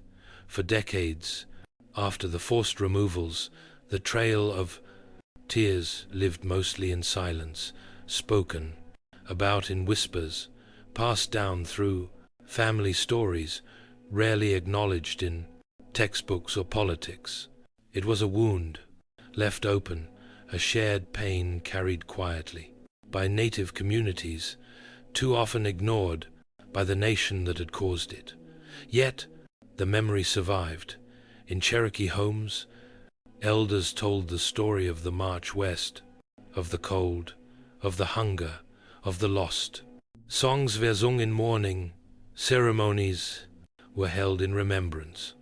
Oral history kept the names of those who walked and those who did not alive. The land remembered too. Old trails, shallow graves, and surviving documents marked the route like a scar across the heart of a continent. It was not just a trail of sorrow. It was a trail of survival. The resilience shown by native nations after removal defied the expectations of those who had tried to erase them. In the decades that followed, the Cherokee, Choctaw, Creek, Chickasaw, and Seol would not only rebuild, they would thrive. They formed new governments, ran schools, printed newspapers, and preserved languages and spiritual traditions. Against the odds, they endured. Still, the silence from outside their communities remained. Not until the late 20th century did wider America begin to reckon, even faintly, with the tragedy of the Trail of Topless. Tears, activists, and tribal leaders worked to reinsert the story into national memory. Memorials were erected, commemorative trails were marked, school curriculums were slowly updated. The phrase "Trail of Tears" became a recognized term, not just among historians, but in the national consciousness. But acknowledgement is not the same as justice. The effects of removal are still felt. The disconnection from ancestral lands, the historical trauma, and the legacy of broken promises continue to shape the realities of native communities today. Yet through every hardship, the strength of these nations endures. The same spirit that guided them through forests, across rivers, and into exile still lives on in language revival programs, cultural preservation efforts, and the stories told around fires and kitchen tables. The Trail of Tears is not just about what was lost. It's about what was carried forward, faith, memory, and the unyielding will to survive. Today, the Trail of Tears is remembered not only as a historical event, but as a living memory, a reminder of injustice, of resilience, and of the strength it takes to carry a people forward when the world turns against them. The route that once echoed with footsteps of grief now serves as a sacred path of remembrance. Across the United States, monuments, trails, and museums mark the journey.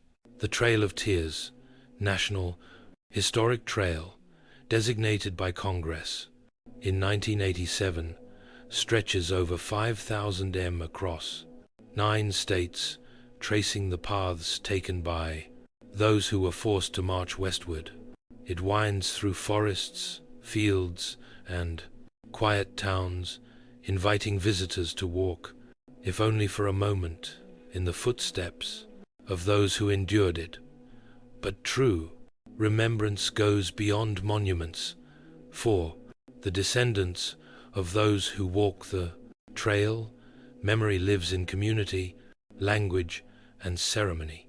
Tribal nations continue to honor their ancestors through annual memorial rides, storytelling gatherings, and language revitalization programs. What was once a story nearly silenced is now reclaimed and spoken with pride. Schools now teach it, films portray it, authors and poets give voice to the sorrow and strength of that era, and native youth grow up knowing that their identity is rooted in more than survival. It is rooted in courage, resistance, and continuity. Yet there is still work to do. The Trail of Tears stands as a challenge to how history is told and remembered. It asks us to confront the cost of expansion, the cruelty behind policy, and the ongoing struggles faced by indigenous peoples. It reminds us that progress without humanity is not progress at all. It is erasure. To honor the Trail of Tears is to do more than look back. It is to listen, to learn, and to uplift the voices that once were pushed aside. It is to recognize that the story of America is incomplete without its native nations, not just in the past, but in the present and in every chapter yet to come. And so we remember, not just with sorrow, but with deep respect, because even in the face of betrayal and exile, the people walked forward, and they did not vanish. They endured. For in the biting cold of early 1692, Salem Village, Massachusetts, was a place thick with unease. Tucked into the harsh New England wilderness, this Puritan settlement was more than just a collection of farms and meeting houses. It was a community teetering on the edge of spiritual and social collapse.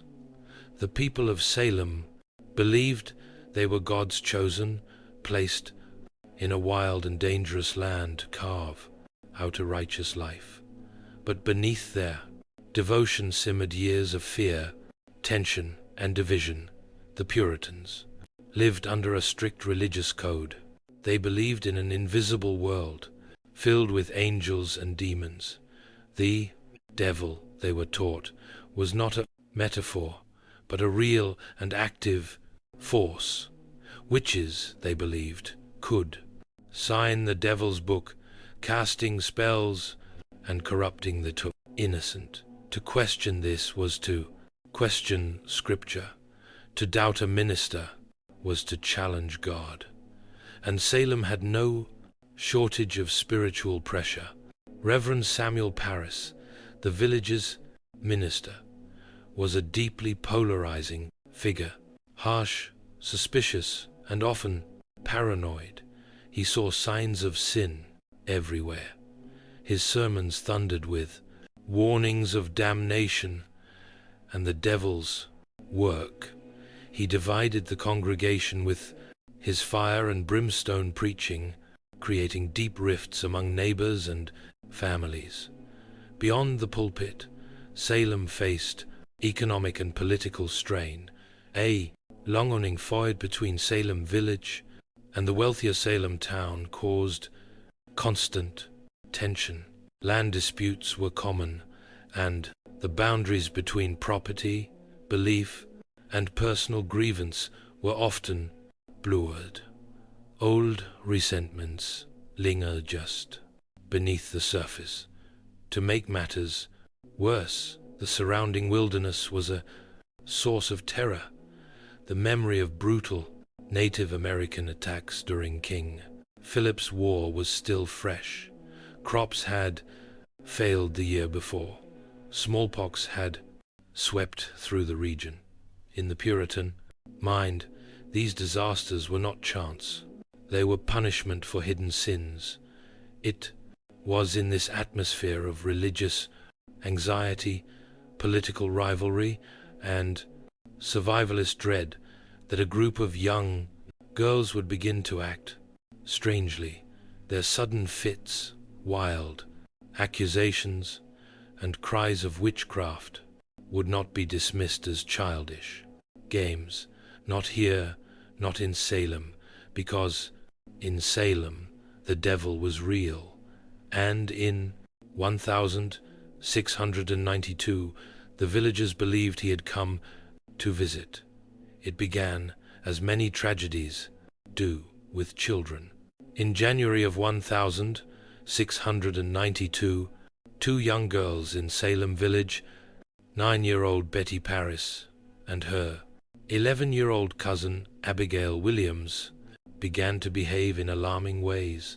They screamed, thrashed, and contorted their bodies into unnatural positions. They barked like dogs, hurled objects, and spoke in gibberish. When reprimanded, they wailed in pain and claimed they were being pinched or pry-pricked by invisible forces. Their afflictions confounded the adults around them.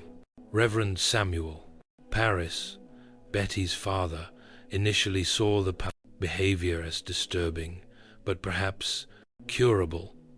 A local doctor, William Griggs, examined the girls and gave a chilling diagnosis. They were under an evil hand. In a deeply religious and superstitious community like Salem, that meant only one thing: witchcraft. Soon other girls began to display the same symptoms. Anne Putnam, Jr., Mercy Lewis, Mary Walcott, and Elizabeth Hubbard joined the afflicted circle. Their fits escalated, drawing the attention of the entire village. These girls were not from the fringes of society. They were daughters of prominent families, respected members of the Puritan order. That gave their words weight. When pressed to name the cause of their suffering, the girls did, something that would change the fate of the entire colony. They pointed fingers. The first to be accused was Tituba, an Itiue, enslaved woman of Caribbean origin in the Paris household. She was a convenient target, foreign, non-white, and associated with stories and rituals that seemed exotic and suspect to Puritan eyes. Alongside her, the girls named two other local women, Sarah Good, a poor and often homeless beggar, and Sarah Osborne, who had scandalized the community by refusing to attend church and marrying her servant. Three women, each vulnerable in different ways, were suddenly the focus of an entire town's suspicion. They were arrested and jailed. For the villagers, this was a spiritual emergency. If witches walked among them, they had to be identified and purged. What had begun as an unexplained illness in a single household now spiraled into full-blown panic, and as the accusations spread, no one, not neighbors, not friends, not even family, would be safe from suspicion. Salem had opened the door to fear, and it would not be easily closed. In the early months of 1692, as more villages fell into hysterics and more names were whispered in fear, Salem's courts began relying on a kind of evidence never before used in any English-speaking legal system: spectral evidence. It would become the most controversial and damning tool of the trials, and the most dangerous. Spectral evidence was based on the belief that a witch could send her spirit or spectre to torment victims from afar. The afflicted girls would scream in court, claiming to see the accused person's ghost pinching, choking, or stabbing them, while the accused stood silently in front of them, often in disbelief. To the Puritan mind, this wasn't imagination or performance. It was considered valid proof of a pact with the devil. When the accused denied their guilt, they were accused of lying, and when they stayed silent, that too was seen as an admission of guilt. Those who confessed, however, were often spared execution, especially if they named other witches. This perverse incentive caused a wave of coerced confessions. Tituba, the enslaved woman accused first, confessed under pressure. She claimed that a tall man from Boston, clearly meant to suggest the devil, had visited her and promised her freedom if she served him. She described strange creatures, flying spirits, and even said she had seen a witch's book filled with signatures, implying that others in the village had also made deals with Satan. Her testimony was graphic, theatrical, and terrifying. Whether Tuba's Confession was strategic. Survival, driven or partly imagined, remains debated, but it had a powerful effect. It validated the girl's accusations and stoked public fear. If witches were real, and if they moved unseen, then anyone could be guilty. Soon more confessions followed. Some extracted under duress, others offered in hope of mercy. Those who refused to confess were often treated more harshly than those who admitted guilt. The line between truth and fantasy vanished in the candlelit courtrooms. Hysteria drowned reason. Ministers urged caution, but too often their voices were ignored. Jails filled with the accused. Farmers, midwives, churchgoers, even children. The foundations of justice in Salem were crumbling. A town once governed by scripture and order now answered to visions, screams, and shadows. And still, the accusations grew. By the spring of 1692, the accusations had overwhelmed Salem's jails. What began as a local disturbance had spread into a full-blown judicial crisis, with more than 100 people imprisoned and the colony struggling to process the shows. In response, Massachusetts Governor William Phips established a special court, the Court of Oyer and Terminina, meaning to hear and determine, specifically to handle the witchcraft cases.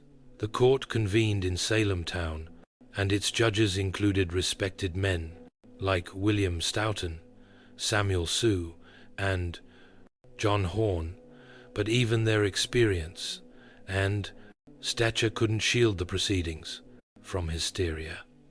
The rules of evidence bent to fear. Spectral evidence was accepted. Hearsay was common, and doubt, even skepticism, was considered dangerous. The first to be formally tried and executed was Bridget Bishop, a woman long suspected by neighbors of being unruly and outspoken. She wore bright clothing, ran a tavern, and had been accused of witchcraft years before, making her a perfect scapegoat. During her trial in June, the afflicted girls claimed to see her spectre pinching and mocking them in the courtroom. When she denied all charges, her resistance was taken as proof of guilt. Bridget was convicted swiftly and hanged on the 10th of June, 1692. She would not be the last. With her death, the machinery of accusation, trial, and execution accelerated. Week by week, more prisoners were brought before the blank judges. Some were pillars of their communities, church members, midwives, landowners. Others were beggars, widows, or former servants. What united them was not guilt, but suspicion, and in many cases the misfortune of being disliked, envied, or simply misunderstood. The accused stood before a court where they had little hope. Their fate often depended on the theatrics of their accusers or the political winds of the day. Those who confessed and accused, others were usually spared. Those who maintained innocence were more likely to be hanged. Fear fueled everything. Families turned on each other. Neighbors testified to save themselves. Ministers cautioned restraint, but their voices were drowned out by cries for purification, and overhead a gallows was built on Proctor's Ledge, just outside Salem. It waited in silence as the town below fed it names one trial at a time. By the height of the summer of 1692, Salem was no longer a town. It was a furnace burning with fear, accusation, and righteous fury. The witch trials had moved beyond Salem village and Salem town, spreading like wildfire across neighboring communities. Ipswich, Andover, Gloucester, and others were soon gripped by the same fever. Accusations multiplied, jails overflowed. No one was safe. The accused came from all walks of life. Some were outsiders, beggars, former slaves, women without families. Others were deeply rooted in the Lane community. Church deacons, wealthy, farmers, and even former accusers. Once, the machinery of suspicion began to churn. It spared no one. Families were torn apart. Husbands and wives accused one another. Children testified against parents. Friends betrayed friends. Even those who questioned the legitimacy of the trials became targets. To doubt the existence of witches was in the minds of some to align with them. Nowhere was this madness more visible than in the behavior of the afflicted girls. During court proceedings, they cried out in pain, claimed to see spectral animals, mimicked the accused, and fainted in unison. Their performance became central to the prosecution's case, regardless of how implausible or theatrical it seemed. The court took their suffering as proof, their screams as divine evidence. By the end of summer, more than 150 people had been arrested, and the executions continued.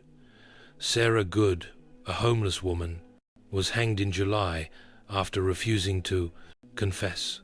Her defiance was seen not as strength, but as rebellion against God. Rebecca Noors, a respected grandmother and member of the Salem Church, was executed despite widespread protest. Her conviction sent a chilling message. Even the most pious were not beyond suspicion, and yet the accusations did not slow. Children as young as 5 were jailed. A minister's wife was accused. Entire families were locked in cells. The colony had lost its grip on reason, consumed by the very evil it sought to destroy. Fear was now Salem's true ruler, shaping justice, warping memory, and silencing dissent. What began as a handful of strange afflictions had become something far more terrifying, a society devouring itself, one accusation at a time. As summer gave way to autumn in 1692, the frizz from Wand Salem witch trials reached their darkest depths. The gallows on Proctor's Ledge became a grim fixture on the horizon, a place of ritual execution where cries for mercy were swallowed by the silence of final judgment. The executions were public, meant to serve as warnings. Entire communities gathered to watch. Some came in solemn fear.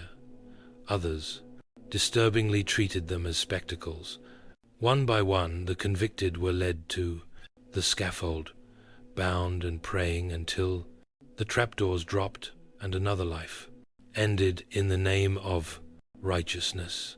In total, 19 people were hanged as witches, 14 women and 5 men. All maintained their innocence. Many died with prayers on their lips or psalms recited through trembling voices. None of them received proper burials. As convicted witches, their bodies were denuded church cemeteries. Some were buried in shallow, unmarked graves. Others were reclaimed secretly by family under cover of night. But the most gruesome death was not on the Bletting's gallows. Giles Corey, an 81-year-old farmer and the husband of accused witch Martha Corey, refused to enter a plea at his trial. By refusing to speak, he hoped to prevent his land from being seized by the state. In response, authorities ordered pressing, a brutal and rare form of punishment. Giles was stripped, laid on the ground, and slowly crushed beneath heavy stones. For 2 days, he endured the torture in silence. His last words, according to legend, were chillingly defiant. More. Wait. He died without ever entering a plea. His resistance made him a tragic symbol of the injustice that had overtaken Salem. Inside the jails, those not yet executed faced horrific conditions. Pregnant women gave birth in filthy cells. The sick died of neglect. Families had to pay for their own food and chains, and some remained imprisoned for months after the trials ended. By the time autumn leaves began to fall, Salem had sentenced more people to death for witchcraft than any other community in American history. What had begun as whispers had ended in blood, and though the executions would soon cease, the damage to Salem's soul had already been done. By the end of September 1692, the fever that had gripped Salem began to falter. The turning point came not from the courts or the clergy, but from a growing sense of unease, a recognition, too long delayed, that something had gone terribly wrong. Doubt crept in, quietly. It started when respected citizens like Rebecca, Nurse, and John Proctor were hanged. If such devout, upright people could be witches who could be trusted. When Martha Corey, a strong-willed churchgoer, and even the wife of the colony's former governor, Lady Mary Phipps, were accused, the trials began to eat into the upper ranks of society. The hysteria no longer threatened just the marginalized. It threatened everyone. Reverend Incremather, a prominent Puritan minister and father of the influential Cotton Mather, delivered a powerful sermon against the use of spectral evidence, the very foundation of many convictions. In his words, "It is better that 10 suspected witches should escape than 1 innocent person be condemned." It was a radical reversal in tone and a quiet indictment of the court's methods. Others began to speak out as well. Ministers who had once supported the trials now urged caution. Families of the accused pleaded publicly. Communities neighboring Salem watched with horror and began distancing themselves, faced with rising criticism and political pressure. Governor William Phipps finally acted. In October 1692, he disbanded the Court of Oyer and Terminina. In its place, a new court was created, one that no longer accepted spectral evidence. The change was immediate. Of the remaining prisoners awaiting trial, most were found not guilty. For those convicted, many received reprieves. The executions stopped. Still, the damage had been done. 19 hanged, 1 pressed to death, over 100 imprisoned, dozens more traumatized, families ruined, reputations shattered. The tide had turned, but slowly, though the courts had changed. It would take months, years, for the last prisoners to be released, and longer still for the community to fully reckon with its sins. But in that autumn, the panic receded.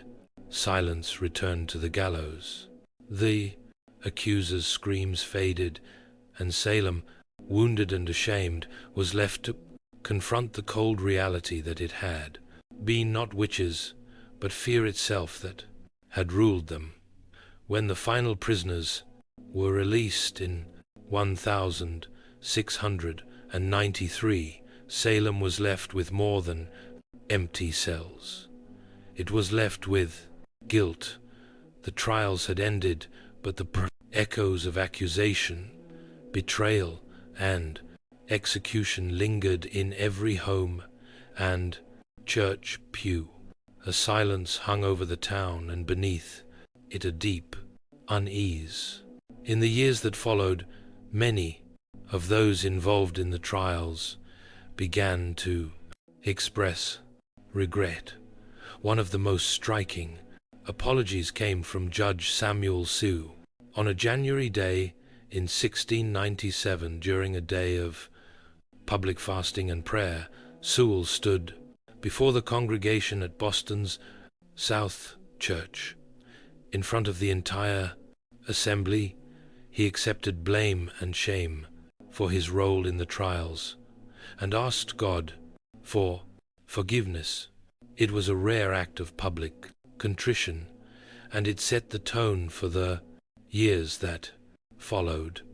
Others were not so quick to apologize. Some judges and accusers remained silent or stood by their decisions, believing they had acted in good faith. But the growing consensus, especially among clergy, was that the court had erred terribly. Even Cotton Mather, who had initially defended the bracket use of spectral evidence, softened his tone in later writings. In 1706, Anne Putnam Jr., one of the original accusers, only a child during the trials, offered a formal confession before her church.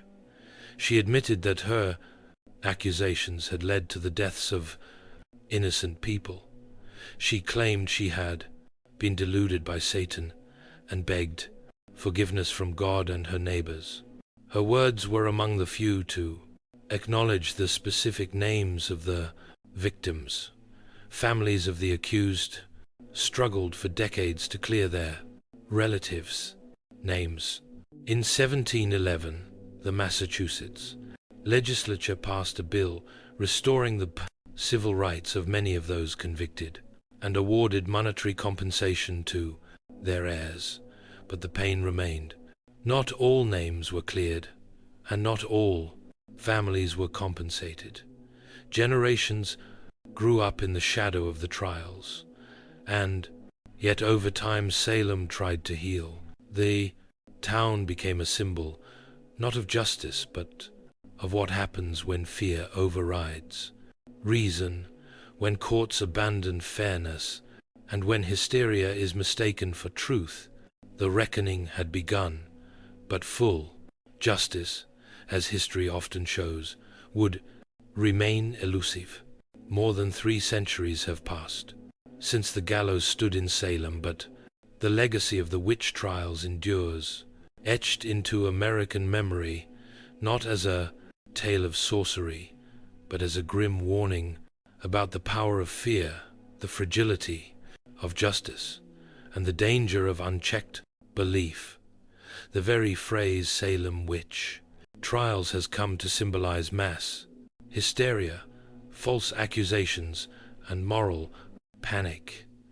It is invoked in courtrooms, classrooms, and political speeches as a feminine, cautionary tale, proof of how easily reason can be overwhelmed by suspicion, and how quickly a community can turn on its own. Today, Salem embraces its history, but not without complexity.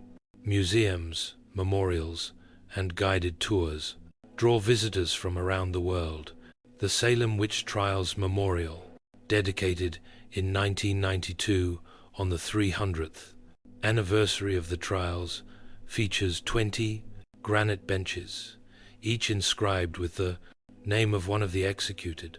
They do not list their crimes, because there were none, only names, dates, and final words, testaments to dignity in the face of injustice. Yet even now, Salem's story is more than just tourism or folklore. It is a reflection of human nature. The trials reveal how fear can become contagious, how power can be abused in the name of morality, and how justice can falter when guided by emotion rather than evidence. In literature, Arthur Miller's play The Crucible gave new life to the trials, using them as an allegory for McCarthyism and the Red Scare of the 1950s. Miller reminded a new generation that witch hunts do not always involve witches, and that the past is never as distant as it seems. The descendants of the accused and the accusers still live in Massachusetts and across the United States. Some bear the burden of ancestral shame. Others carry the pride of resilience and survival. In 2001, more than 3 centuries after the date hangings, the state of Massachusetts formally exonerated the last 5 victims, completing the legal clearing of all accused. The Salem witch trials were brief, just over a year in length, but their lessons have proven eternal. They remind us that truth must be defended, even when fear shouts louder, and that the gravest injustices can occur not in moments of darkness, but under the full light of